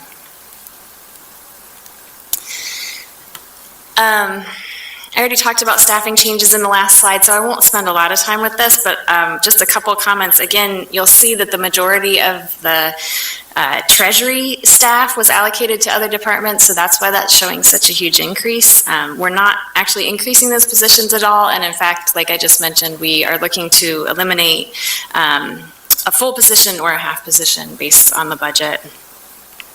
And then in data and technology, we did have one position that was allocated across a variety of funds, so we've pulled that back in. So we have had 8 people working in that. It's just, again, how we're allocating it. And then we would be looking to add a 9th person. And I'll try to keep this brief, but the other piece of the budget that Administrative Services is responsible for is what we're calling our supporting expenses. So this includes debt service, most of the fringe benefits, it includes pension contributions in the general fund, it includes our insurance, and then the support that we give to community organizations. So in the regular budget, the total amount in this category is just around $12 million.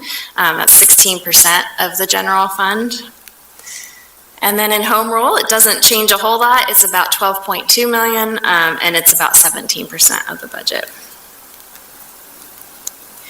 I spent time talking about most of these expenses on October 1st, so I won't get into them a lot today, but I did want to just note that the only category that has any difference between the regular and the home rule budget is the first line in this slide, and that's the community involvement section.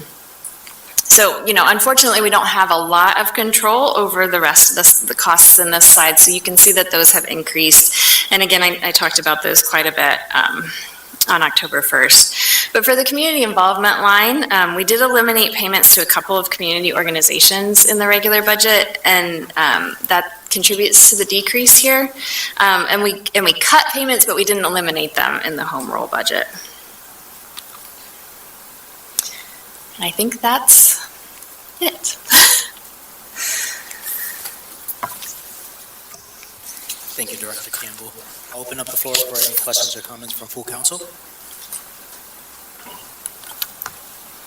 Councilor, if I may. Thank you very much, Director Kim, for the thorough presentation. My first question actually remains, or is pertaining to the very last item you discussed, that community involvement piece. In particular, when I looked at the detail, I noticed that under both the home rule and a generic budget, we are, under the regular budget, we are outright eliminating our contribution to LEMSA. Under the home rule budget, we would be cutting the contribution to LEMSA. I guess I have concerns about us reducing our contribution when, you know, they have stated that they feel that the cost of providing ambulance services to the city and first response is greater than what we are contributing in. And if we go the other direction, I guess I'm concerned that, you know, they do pick up the ball and walk away. And I'm curious if someone could assuage my fears. Maybe there's information I don't have. I'm not, you know, trying to draw conclusions necessarily, but it's something that concerns me. And I'm curious if you have any thoughts on that, or if the mayor has any thoughts on that. I'll take that one. Yeah. It is very regrettable that you've been left with the impression that at any time they would pick up their ball and leave.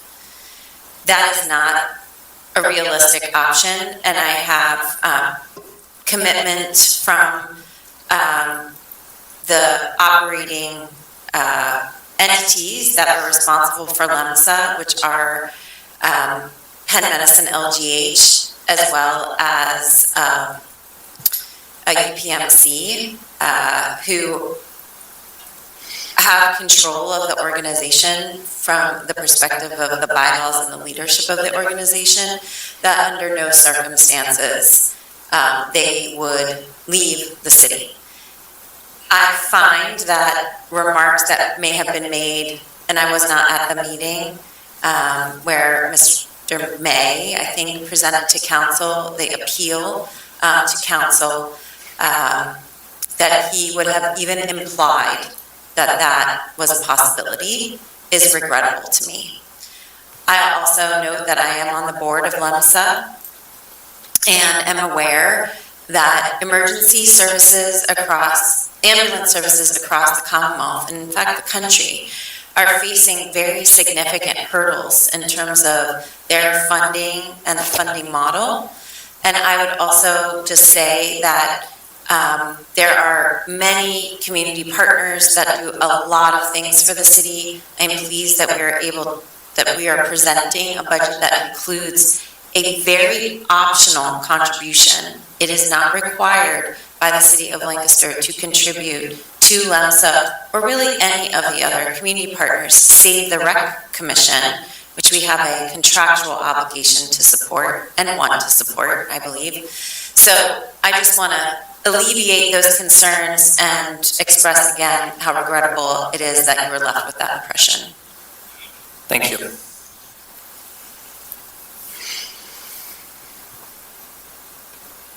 Any additional questions or comments from council? Councilor Gleeks? Thank you, Councilor Awe. Thank you, Director Campbell, for the presentation. And what are the steps taken by the department to improve the efficiency of the city operations and save costs in terms of expenses? Yeah, I'll just maybe say a couple of things about that. I think the biggest thing for us has really been focused on technology. You know, technology can be a good thing or a bad thing depending on how you're using it. And so some of it is focused on how we're using current technology, and some of it's focused on if we need different technology to become more efficient.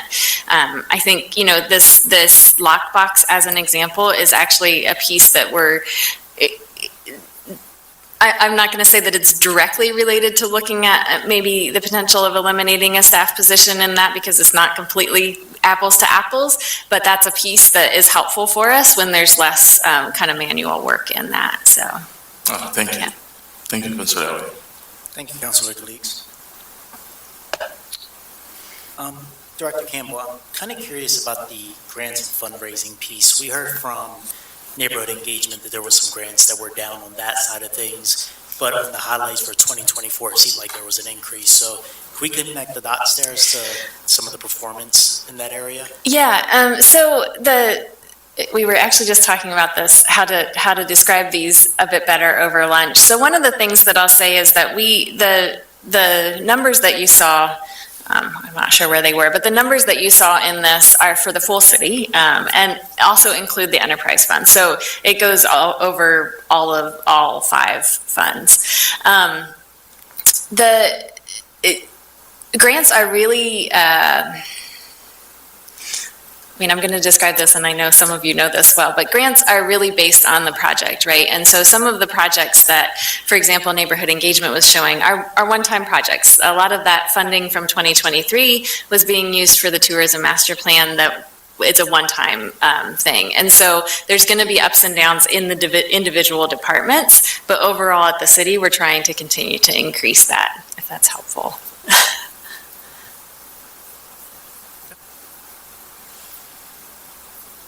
Any additional questions or comments? Director Campbell, if I may. Just, this question's a little technical on like the accounting side, but I'm curious, though, you talked about shifting some of the expense over to the treasury and the IT, that normally those would have been going across the enterprise funds. Would you describe this as purely a change in accounting, or is it more, does it open the possibility to kind of present fund balances that are, I guess, will help improve the fund balances if those expenses are shifted to the general fund as opposed to the enterprise funds, or not necessarily because there still is going to be reimbursement? Yeah, it's the latter. It's really more about the accounting function. It's basically a wash for the enterprise fund. So it's showing more expenses for the general fund, but it's also then showing a reimbursement of revenue in effect expense for the enterprise fund as well. So, thank you. Yeah. I think that the change that Tina's proposing is really going to help us understand and get our arms around all of these costs and advance efforts to find additional efficiencies and reduce costs.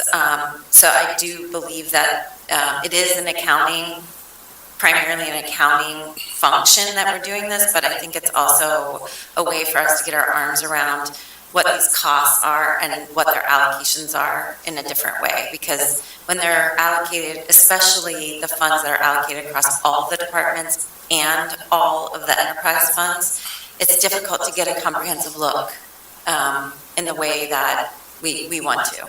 It wasn't impossible, it was just more of a challenge. So this is really a change in how the accounting team wants to manage those expenditures. I think it makes a lot of sense. Any questions from the public? Great. Thank you for the presentation, Director Campbell. All right, we'll move on to the other Director Campbell, presentation on the Department of Public Works.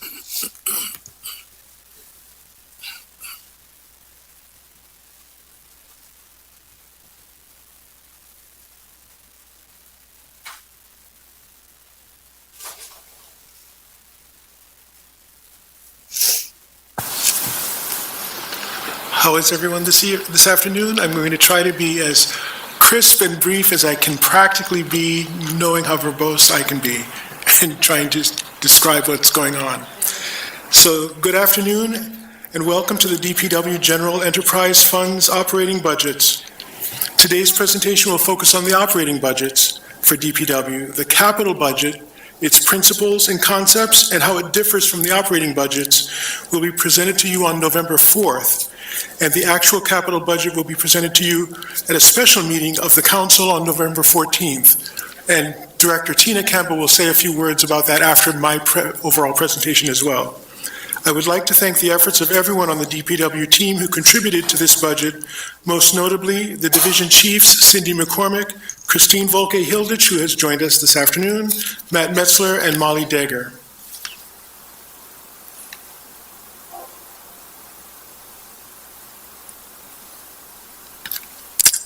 How does this work? There it is, the down button, okay. Today's agenda is basically the same as that of the other departments you've seen today, hopefully to keep it easier to compare apples to apples. DPW is comprised of about 210 people, and just over one-third are residents of the city. The demographic breakdown is 33% people of color and almost 20% women.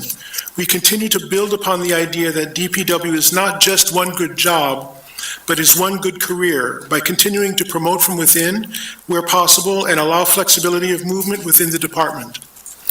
By now, I hope you are familiar with the org chart of the DPW. As we are focusing on the funding in this budget hearing, I have color-coded the different enterprise funds to reflect what they cover. Blue is the water fund, tan is wastewater, pink is solid waste, and green is the stormwater fund. Everything else is the general fund with a great deal of crossover between them for operational purposes. There have been no significant organizational changes in the department, but there have been some tweaking of how different bureaus and offices actually operate. Our mission is to be dedicated to your quality of life. DPW is charged with designing, constructing, operating, and maintaining the city's infrastructure, including water and wastewater facilities for the city and 10 other municipalities, a nationally recognized stormwater management program, safe and clean streets, public buildings and other facilities, including parks and recreation, open spaces for residents and for use by the Lancaster Rec, and managing the single hauler trash and recycling program. Our vision is to ensure public health and safety while providing the foundation for residents and visitors alike to have an enhanced experience to live, work, and play in the city of Lancaster. And our values are the vehicle by which we make this possible, providing quality infrastructure by developing and nourishing strong teamwork and working relationships, executing the work at the highest levels of integrity, and embracing mutual respect of our colleagues and business partners, as well as those whom we serve. So, those are high goals and high ideals. And as mighty as I like to think DPW is, Public Works is only 11% of the general fund budget. We are about 40% of the city's staff, and the work we perform and the services we provide are major drivers in the city's overall budget. As you will see, the vast majority of our duties ensure a necessary baseline of performance. We have endeavored to develop this budget to be efficient and effective, and to not reduce services to the city and its residents. Through creativity and effective use of tools such as the Fix-It program, enterprise fleet contracts, and self-performance of our work, we have managed to reduce the general fund budget and not compromise quality. This exercise in developing the regular budget also supports the home rule budget. The principles are the same, and the baseline level of performance needs to be the same. Therefore, the home rule budget for DPW is virtually identical to the regular budget. One difference is how quickly we address needed improvements. As an example, with a home rule budget, the city can bring on a permitting supervisor funded by several enterprise funds and departments, which can elevate the permitting process and experience for staff, reviewers, and the public alike. You'll also find that some efforts or positions that are on hold for the regular budget can be moved forward with the passage of home rule. The utilities are significant elements of the city's regular budget. Water, shown in blue here, is $42.8 million and is 27% of the overall budget. And wastewater, shown in orange, is $24.7 million and is 16% of the budget. When you include solid waste and recycling, which are green, and stormwater, which is red, at $6.7 million each, and add the general fund share of DPW, the DPW budget overall totals $89.3 million. And that equals 56.7% of the city's overall $157 million operating budget. And again, because DPW's work is in large part baseline performance, how to meet the water quality standards for both water and wastewater, how to ensure compliance with environmental and stormwater standards, and leverage our green infrastructure to reduce combined sewer overflows, there's little difference between the regular budget and the home rule budget. The key home rule differences that occur in the enterprise funds, water, wastewater, stormwater, and solid waste, is the tolerance we as city may have for the different debt service levels, as well as how aggressive we improve our ability to effectively and efficiently manage the various public works. At this point, for this year's budget, we need not resort to significant reduction or elimination of services. That may not always be the case in the future. The home rule budget affords us the opportunity to manage our debt with some flexibility and provides an opportunity to look at the budget and consider how to establish reserves, especially for water and wastewater utilities. Let me now very briefly describe some of the highlights of 2024 for each of the DPW divisions. For public right-of-way, 2024 highlights included completing the comprehensive parks master plan, including concept designs for 3 parks, Joe Jackson, Yule Gantz, and South End. Increased public engagement, including significant tabling exercises with at least 1,100 interactions, classroom and field presentations, tours, conference presentations. For Vision Zero, a highlight was U.S. Secretary Buttigieg's visit to Lancaster in June. We implemented leading pedestrian intervals and no turn on red at 58 intersections, added 177 delineators at 12 intersections, and developed concepts for 5 major street improvement projects that are now in design. We continued the sidewalk repair program, still a popular program, which had 140 participants in 2024. In our active transportation program, we completed the Lemon Street protected bike lane, the Walnut bike lane modifications, and added 25 electric bikes to the Bike It program, including expanding that program to Manheim and East Lampeter townships. And we completed the residential permit parking study, which will be implemented in 2025. Our goals for 2025 include finalizing the design of those 3 parks in Southeast, kicking off the Safe Streets for All project, which will include 2-way conversions and design improvements around the McCaskey campus and other schools. 2025 will continue the sidewalk repair program, and Vision Zero will see the construction of South Duke Street and the intersection of Queen and Farnham. Traffic signal improvements will be made on Manor Street and on Race and Marietta Streets.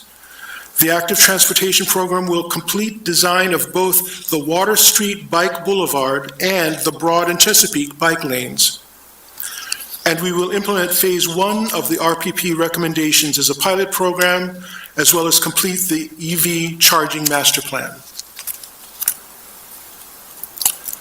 For construction and operations, in 2024, the highlights have been to maintain our own fleet of vehicles and equipment, approximately 475 units, plus manage contracts with third parties, including the fleet lease program with Enterprise.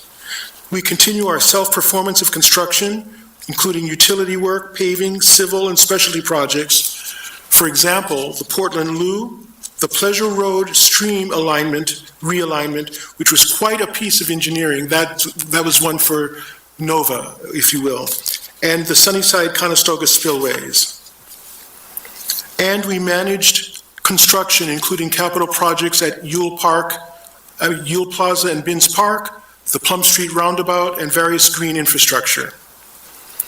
CNO's 2025 goals include accelerating the transition to electric and hybrid vehicles in alignment with the Climate Action Plan, continuing the fleet transition under Enterprise Fleet Management to reduce overall costs of city ownership of vehicles.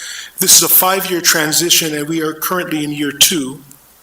advanced several parks and public properties projects, including the design and construction of the Welcome Center, the police station roofing and interior upgrades, Bay Street Community Garden, contaminated soil remediation, and regarding lead service lines, we will continue to develop the inventory and advance their replacement over a 10-year period as currently mandated. For the water utilities, our 2024 highlights included performing lead line inventory and replacements as required, continued seasonal flushing for water quality to support the lab, including valve exercising, hydrant testing and painting, water main replacements, contracted and in-house, and implementation of technology, including, as Director Campbell mentioned, CityWorks, GIS, and digitization of records. For the large diameter phases 3 and 2, we completed the survey work and started design. Challenges within water include continuing the lead service line initiative and starting to address PFAS limits, as well as addressing the costs of debt service, which we continue to talk about. Water's 2025 goals include acquiring Penvest funding for our water distribution system, most notably for that large diameter phases 3 and 2, completing its design and initiating construction, and the PUC rate case that Director Campbell mentioned to take effect sometime in 2025. Regarding PFAS and PFOA, the forever chemicals, we do plan to come back to City Council and give a thorough briefing for Council on this issue early next year. The 2024 highlights for wastewater include operation and maintenance of the wastewater collection system in the city and outside the city, including parts of Lancaster and Manheim townships, investigation and mitigation of sinkholes, televising, inspecting, and lining of degraded mains, and administration of the CSO consent decree. One particular victory here is that the U.S. Environmental Protection Agency approved the water quality model, which started a particular clock ticking for us, which I'll mention in a moment.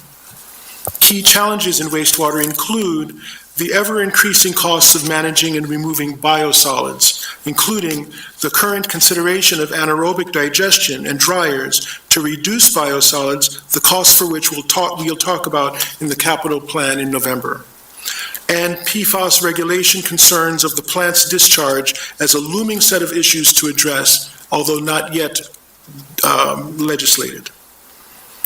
Wastewater's 2025 goals include continued management of the collection system, including implementing corrective action on flood-prone areas. For example, the Plum Street underpass, where some very good success has been made to date. Televising 15-plus miles of mains per year, and the ticking clock for the consent decree includes developing the alternative analysis, which is due on March 20th of 2025, and the long-term control plan, which is due September 20th of 2025. These are key milestones in moving the consent decree forward. Last but not least, to secure funding for the anaerobic digestion and starting its design. For sustainability and environment, or stormwater, highlights include implementation of 83 green infrastructure projects that manage 82 acres of impervious area, which equates to 66 million gallons per year of total estimated annual runoff capture. Implementing of the city's Trees for People under the Urban Forestry Plan, planning the use of $1.5 million of federal funding for urban tree canopy to be implemented in the years 2025 through 2027. And lastly, partnering with the Pennsylvania Solar Center of Pittsburgh to develop a feasibility study of solar installation retrofits on municipal buildings. S&E's 2025 goals include implementing the city's first sewer separation projects, both at Water Street and South Duke Street,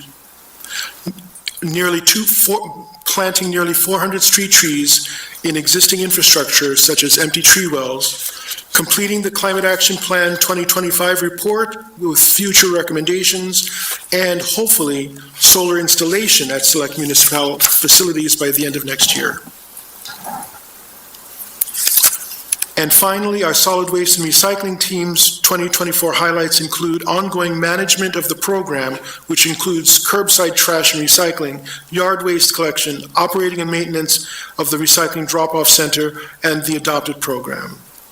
The 2025 goals include continued expansion of the adopted program as a spearhead of volunteerism in Lancaster, and increasing opportunities for community engagement to include adoption of other public amenities, such as more blocks to be adopted, litter and recycling cans, weeding of vegetated areas, tree care, storm grates in flood-prone areas, etc. We also want to increase marketable materials collected in the recycling center by working with local businesses.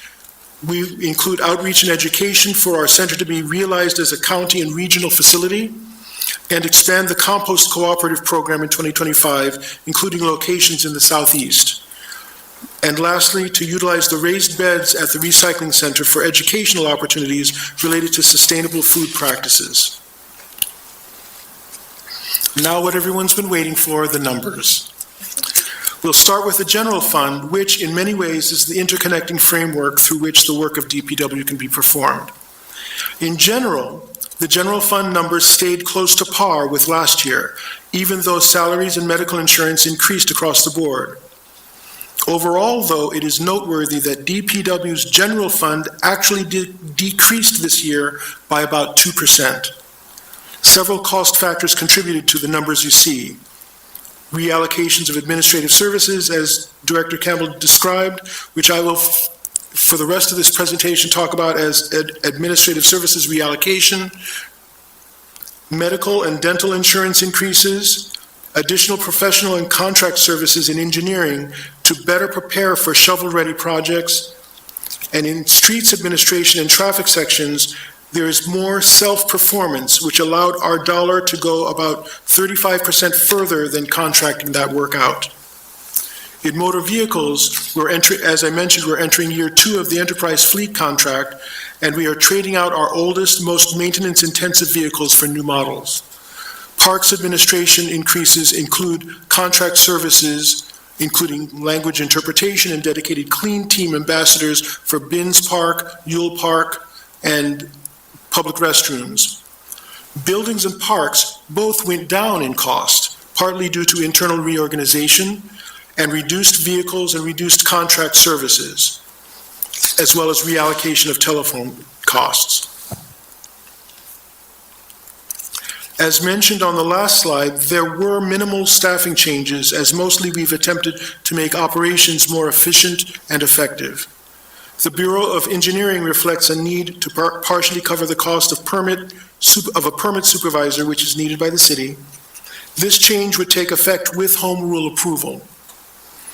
The Bureau of Streets Traffic eliminated one position and elevated another to better administer this work.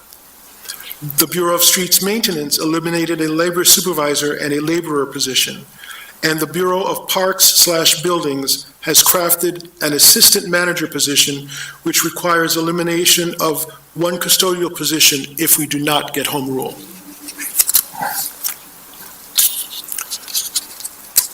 Hopefully, you well know that the Water Fund provides an annual equity transfer to the general fund. Pre-COVID, that number was $4 million out annually. With COVID and the opportunity of ARPA funds for debt forgiveness, the equity transfer was reduced to $2 million.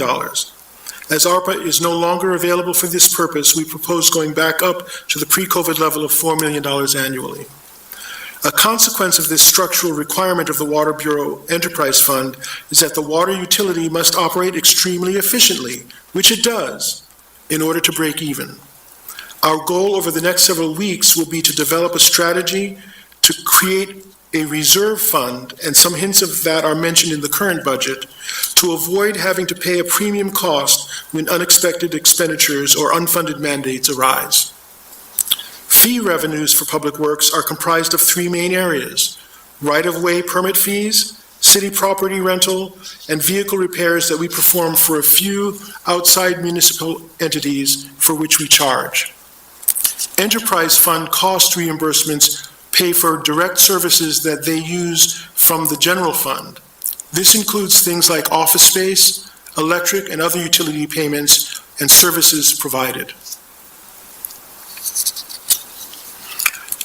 As Director Tina Campbell described, Home Rule has virtually no effect on the non-general fund enterprise funds, so the following describes the numbers in this chart. Water revenue is up due to a very small projected increase because of the PUC rate case that we are submitting in early 2025. This rate case for outside customers will very likely increase the revenue more than the projections in this budget, but we try to be very conservative with that increase since we don't yet know the approved rate for that increase. Once we receive the approved rate increase from PUC, we anticipate that the deficit will be lower. Water expenses are up due to post-employment benefits, medical insurance, Social Security, and workman's comp, professional and legal services addressing lead service lines and PFOS, PFOA, the admin services treasury allocation, $2 million revenue transfer to the city, increased debt service interest and increased debt service principal, which were significant, and increased electrical power and chemicals.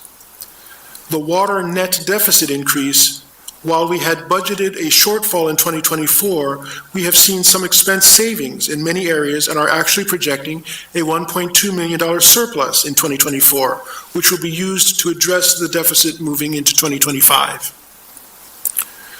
For wastewater revenue, the wastewater revenue should be up again due to a sewer rate increase of 12% for the inside city customer, averaging $5.25 per month for residents. This results in a net increase of about 10% in revenue. We are planning a PUC rate case sometime in 2025 for outside city customers, but that is not included in this projection. Wastewater expenses are up due to medical insurance, professional and contract services, and capital outlay for addressing infrastructure upgrades, legal counsel, auditors, etc. for the consent decree, the administrative services reallocation, increased electric, power, and chemicals costs, increased building and equipment maintenance. It is noteworthy that the cost of running the collections office actually went down this year, or will be going down. Wastewater net surplus increase this year because we are seeing some bigger infrastructure expenses coming in the next 3 years, and we are working towards building some reserves in this fund to better cover some of those expenses. Solid waste revenue is also projected to be up due to a proposed 10% increase, which equates to approximately $8 per quarter. Solid waste expenses are up due to administrative services reallocation, but also the hauling and tipping fees over which we have no control. Solid waste net deficit is much smaller than last year, but is still a modest deficit. Stormwater revenue is down due to not electing to raise stormwater fees at this time. We have managed to not increase stormwater expenses this year as we continue to tweak operations and maintenance of our green infrastructure. As the Environmental Protection Agency has consented to give value to our green infrastructure as a calculation for our consent decree, we continue to calibrate and up our game in management of our green infrastructure to predictably meet certain performance levels. Other elements reflected in the stormwater budget include medical insurance and pension cost increases. We actually have slimmed down our professional services and contract services. Of course, the ever-present admin services reallocation. We continue to invest in equipment and machinery to ensure that our green infrastructure performs as designed, thus supporting the consent decree. Our machinery equipment lease purchase investment goes up by $70,000 this year. Having said that, our grounds maintenance expenses went down, and also our landscaping trees budget went down this year as that cost is supplanted by the $1.5 million in trees grants. Stormwater net deficit increased modestly and will be addressed after the long-term control plan is approved. There were no staffing changes within water or wastewater's administration or operations. However, we did perform a modest reorganization of the laboratories that serve both utilities, combining the laboratories under one administrator, which reduced the aggregate staff by one, but provides great improvement in data management and metrics and affords great savings, as well as improving the quality of the information. In solid waste and recycling, the Solid Waste Bureau Chief position is remaining vacant while training up someone from within. And the same is happening in stormwater. The Bureau Chief position for stormwater is also remaining vacant while we are training up from within. In addition, one equipment operator position was eliminated by attrition. All other staffing changes described in this chart reflect the reallocation of administration and IT salaries, which were, as Director Campbell described, distributed all throughout the variety of positions throughout the department. So I thank you for the opportunity to present this budget to you and welcome any questions you may have. Thank you, Director Campbell. I'll open up the floor for comments or questions from council. Council President? Thank you. Thank you for your presentation. It always strikes me how much your department covers and touches and deals with in the city. So I always appreciate this sort of annual reality check about that. Two questions on things that you mentioned in the highlights and goals. You mentioned looking for PennVest funding for some of that large diameter project. Do you have an idea of the cost of that project? We may have talked about this in the past. The overall cost of the project and what funds you would seek and how much you anticipate we could get from that? It is huge. To be perfectly honest, I don't remember what the current numbers are, but it's in the neighborhood of, Christine, help me. 45 to 50 million. Thank you. Yes.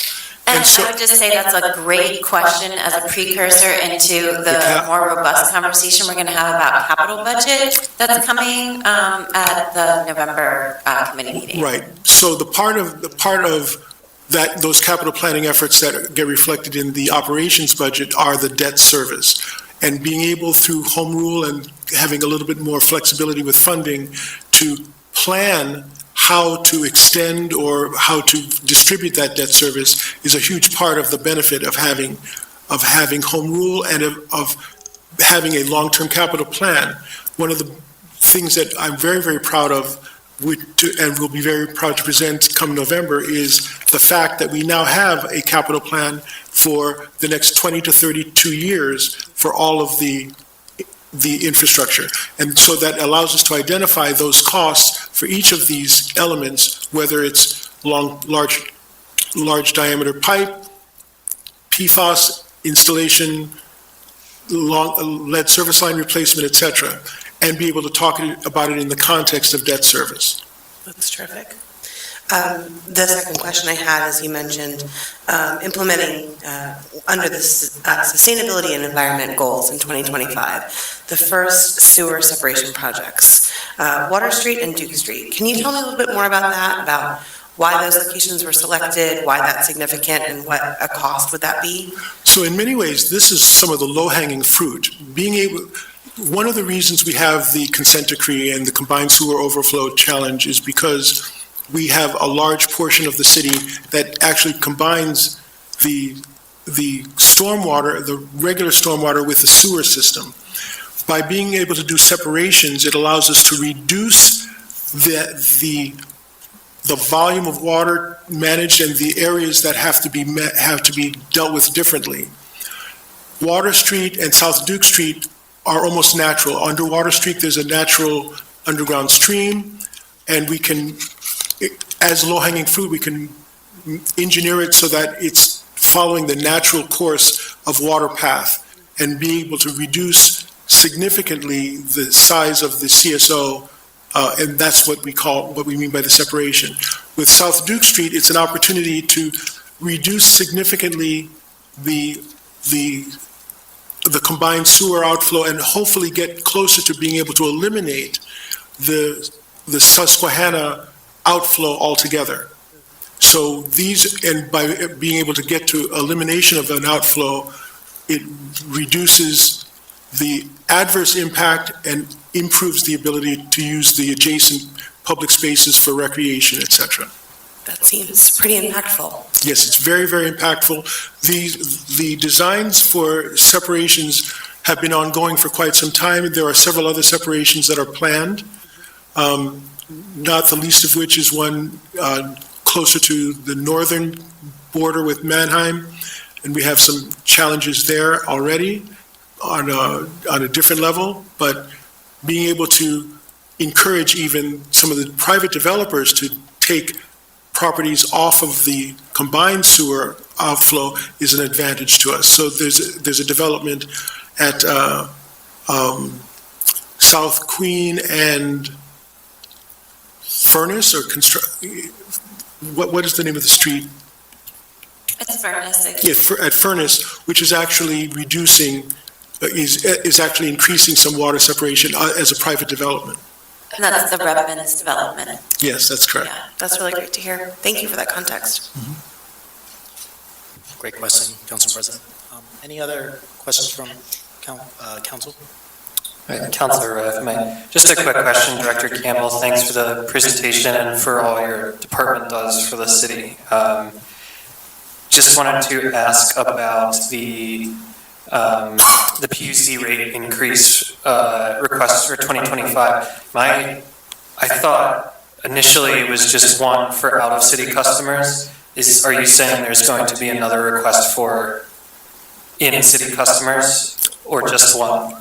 Yes, so the way that it works, and Director Campbell, you may need to help me out in the description of this as well. She's coming up, yeah.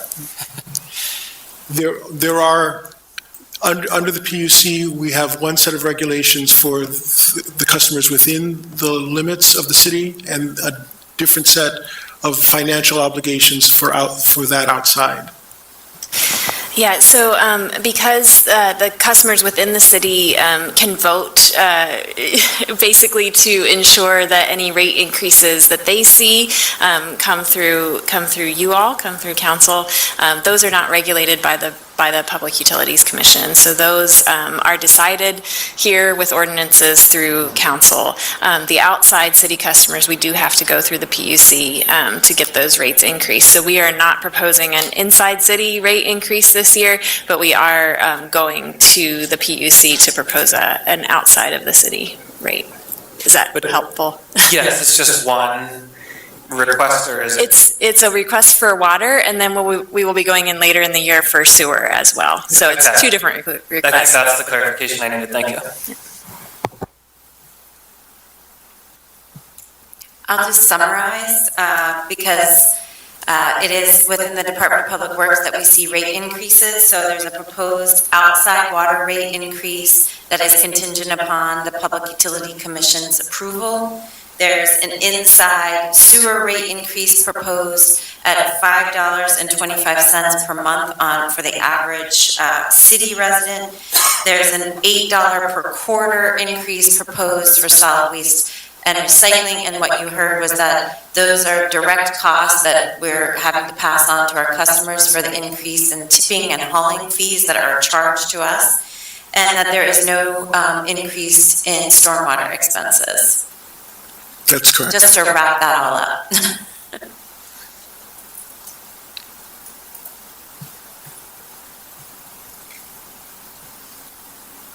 Any further questions or comments from council? Any from the public?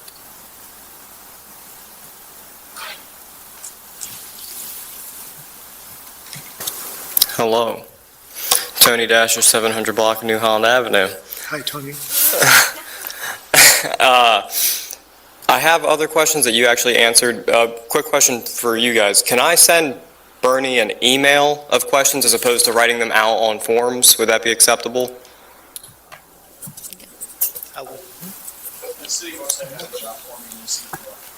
There's a job form? Okay. Because I'm going to hold those questions because I was watching while being occupied. Director Campbell, other Director Campbell, sorry. Is the city planning any restroom installations in 2025? If so, where? And will any be including showers as an option? It's a very, very good question. I think in many ways that's responding to the success of the Portland Loo that we had installed at North Prince and Orange Street. That has been a very successful installation for us, and we're looking forward to exploring the extent to which it might be part of our solution as we go forward for access to urban restrooms. We are not at this point planning on anything that would include showers, however. Okay. Second question is, I know that the park's master plan process has started. Do you have an estimate on when Sixth Ward Park is going to be in line for planning? Again, another good question. Part of what the Parks and Recreation Open Space Master Plan does is it outlines the variety of asset improvements that may be necessary for certain of the parks, and/or opportunities for reprogramming some of those parks. At this moment, the Sixth Ward Park, although it's a relatively high priority, has not been set in terms of a time frame. The key initial priorities are the south parks, the Joe Jackson, Yule Gans, and South End Park. But shortly, hopefully within the next several months, we will be outlining the schedule for the remaining parks within the 10-year plan. Okay, great. And then my last question, I don't expect you to have an answer to this one, but I'm curious. Have you evaluated the city exercising Title 67, Chapter 205 to have a municipal traffic engineer certified so that we can do work on our own state roads and inform PennDOT as opposed to seeking approval and then doing the work? I know it's more complicated than that, but has there been any investigation into getting that certification? Not in the way that you're talking about, partly because there are some other challenges of working with PennDOT related to state roads.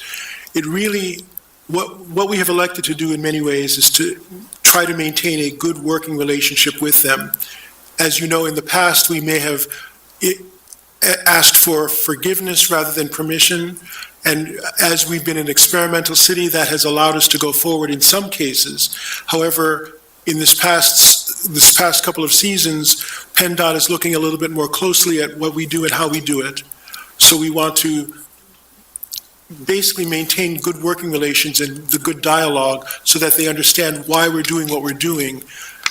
Adding the additional responsibility or requirement would almost automatically require that we take on certain additional costs that we are not really willing to do.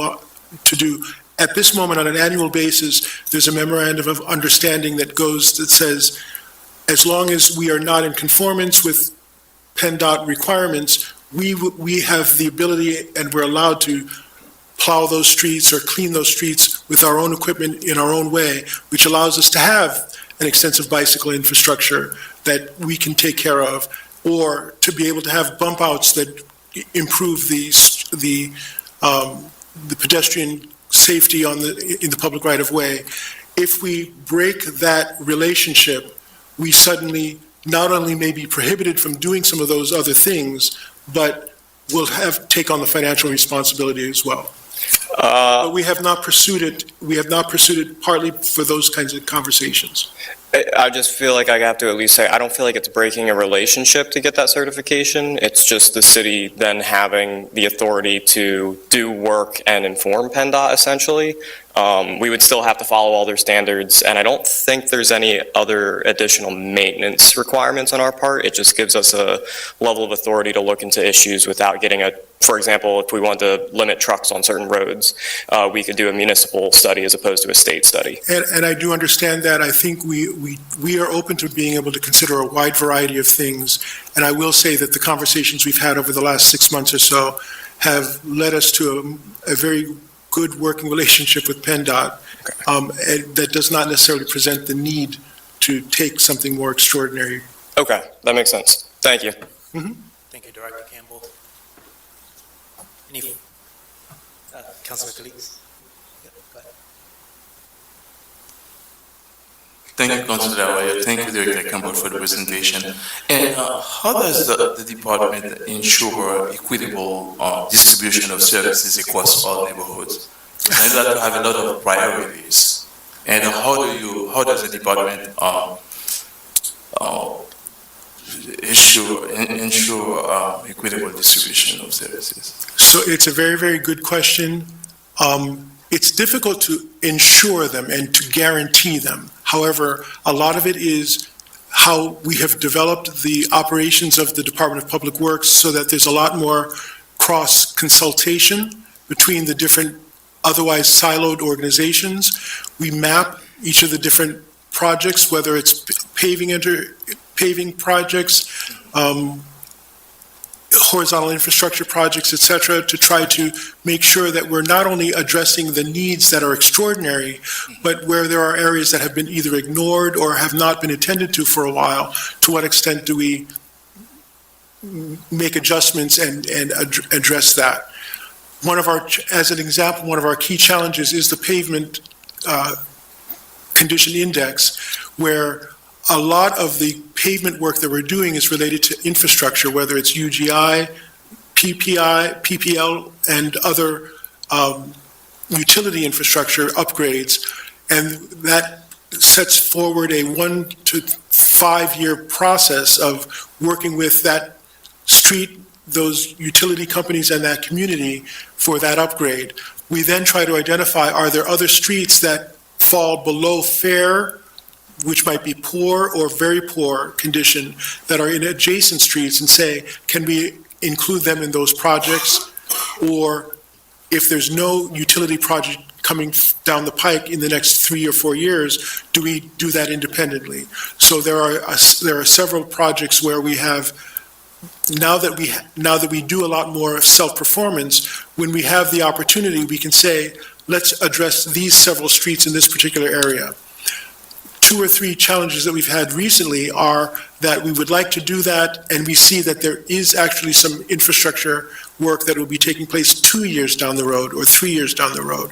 So we don't want to spend a lot of money doing an upgrade that has to be torn out. But it does allow us to think, can we do a surfacing or a more modest intervention in that particular area to get us from where we are today until the utility work gets done? And otherwise, to your point, the Parks Master Planning efforts, the other comprehensive planning efforts help us try to establish that equity lens, as well as working closely with the comprehensive plan and how it is trying to deal with equity issues, and how do we leverage our public works as part of the foundation for economic development elsewhere.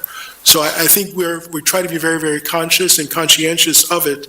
We are not going to be perfect in this regard. We know that there will be times where people are not necessarily satisfied. I often field some of those calls where people say, why can't this street get done this year? It may be in fair condition, and we're about to do some utility work 2 years from now, and that's why it's a challenge. Yes, thank you so much. Thank you, Councilor Arroyo. Thank you. Thank you for the presentation, Director Campbell. And I believe you two will be staying for the next presentation for the capital budget overview. Yeah, so this isn't really a presentation, but we did just want to explain a little bit what we're thinking about with this. So as we were preparing for today, we realized that presenting an entirely new long-term capital budget might be a bit much to start at the end of a very long day. And so we thought that perhaps we would just give a very, very quick overview of what we're anticipating sharing, so without slides or a presentation, and then just offer the rest of the time back to you today.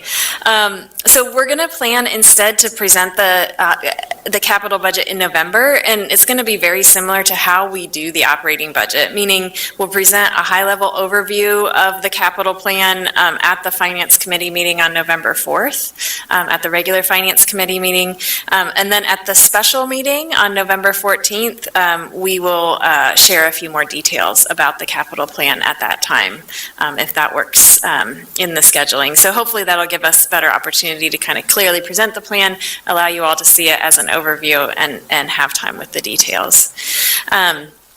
I did just want to take just a couple of minutes, and you can jump in here too if you'd like. But I want to acknowledge that when we talk about, and I just did this too, when we talk about the capital budget in the past, we generally speak about it in the context of a bond issue or a debt issuance.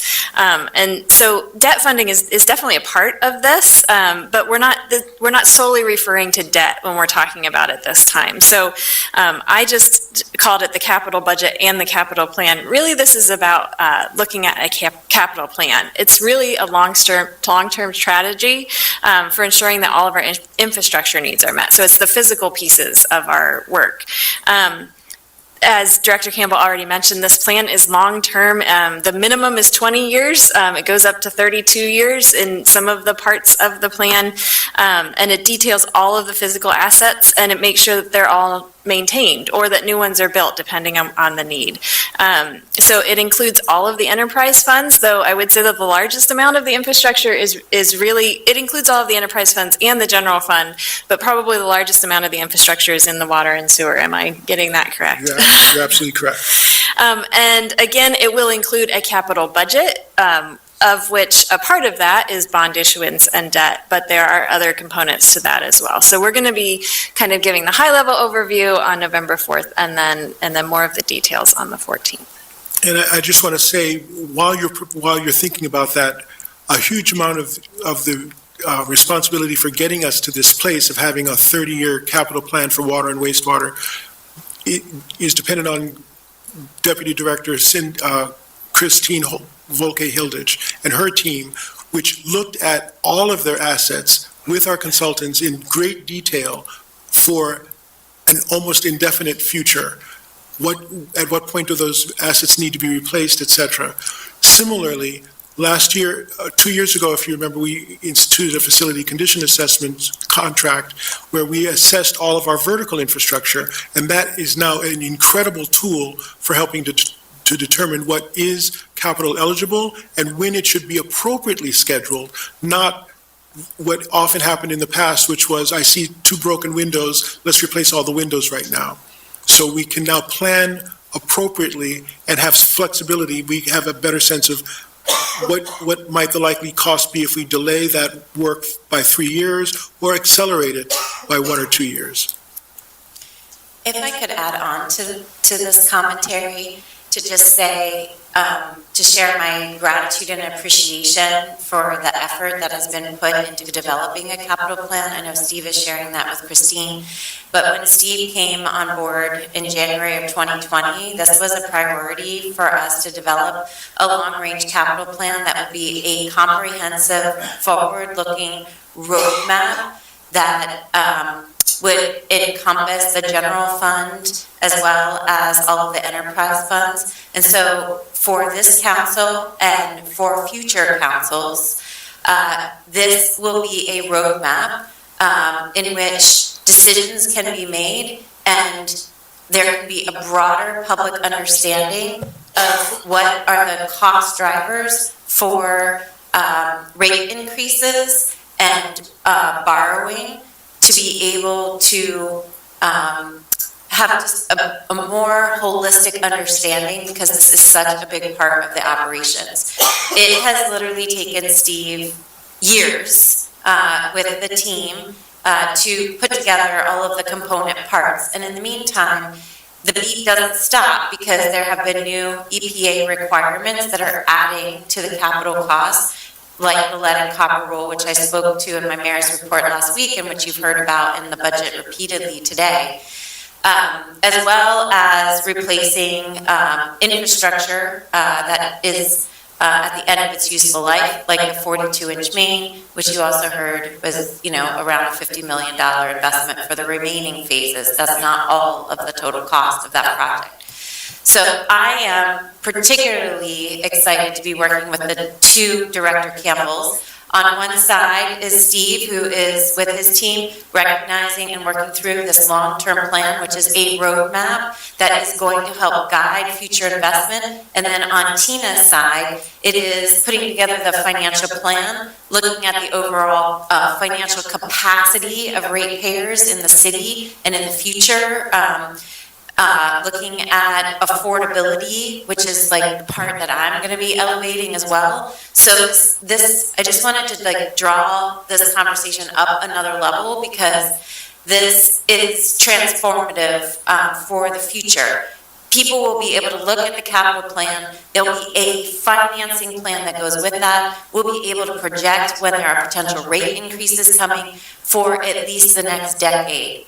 And in the same way that we're having conversations about the next decade, it related to home rule and potential tax increase if home rule were to pass, this is the long-term financial planning that our team is putting in place for you, council, to consider as you make a decision based on the outcome of the home rule budget, or the home rule referendum.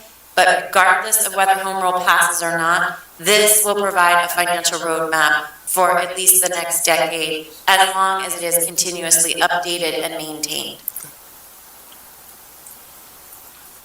Thank you for the context, Mayor Sarachi. Any questions or comments from council? Well, I don't have any, just very excited to dive a little bit deeper into that capital plan. Thank you for the hard work.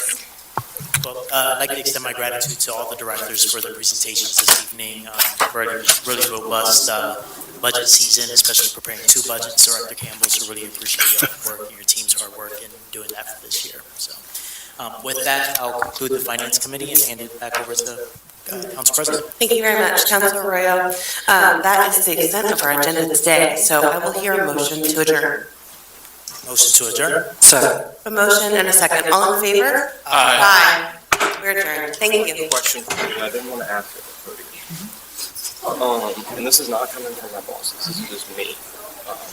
When I do my outdoor inspections, I finally pieced together the other day that the only property owner between, what's it called, the Hawthorne Ridge Development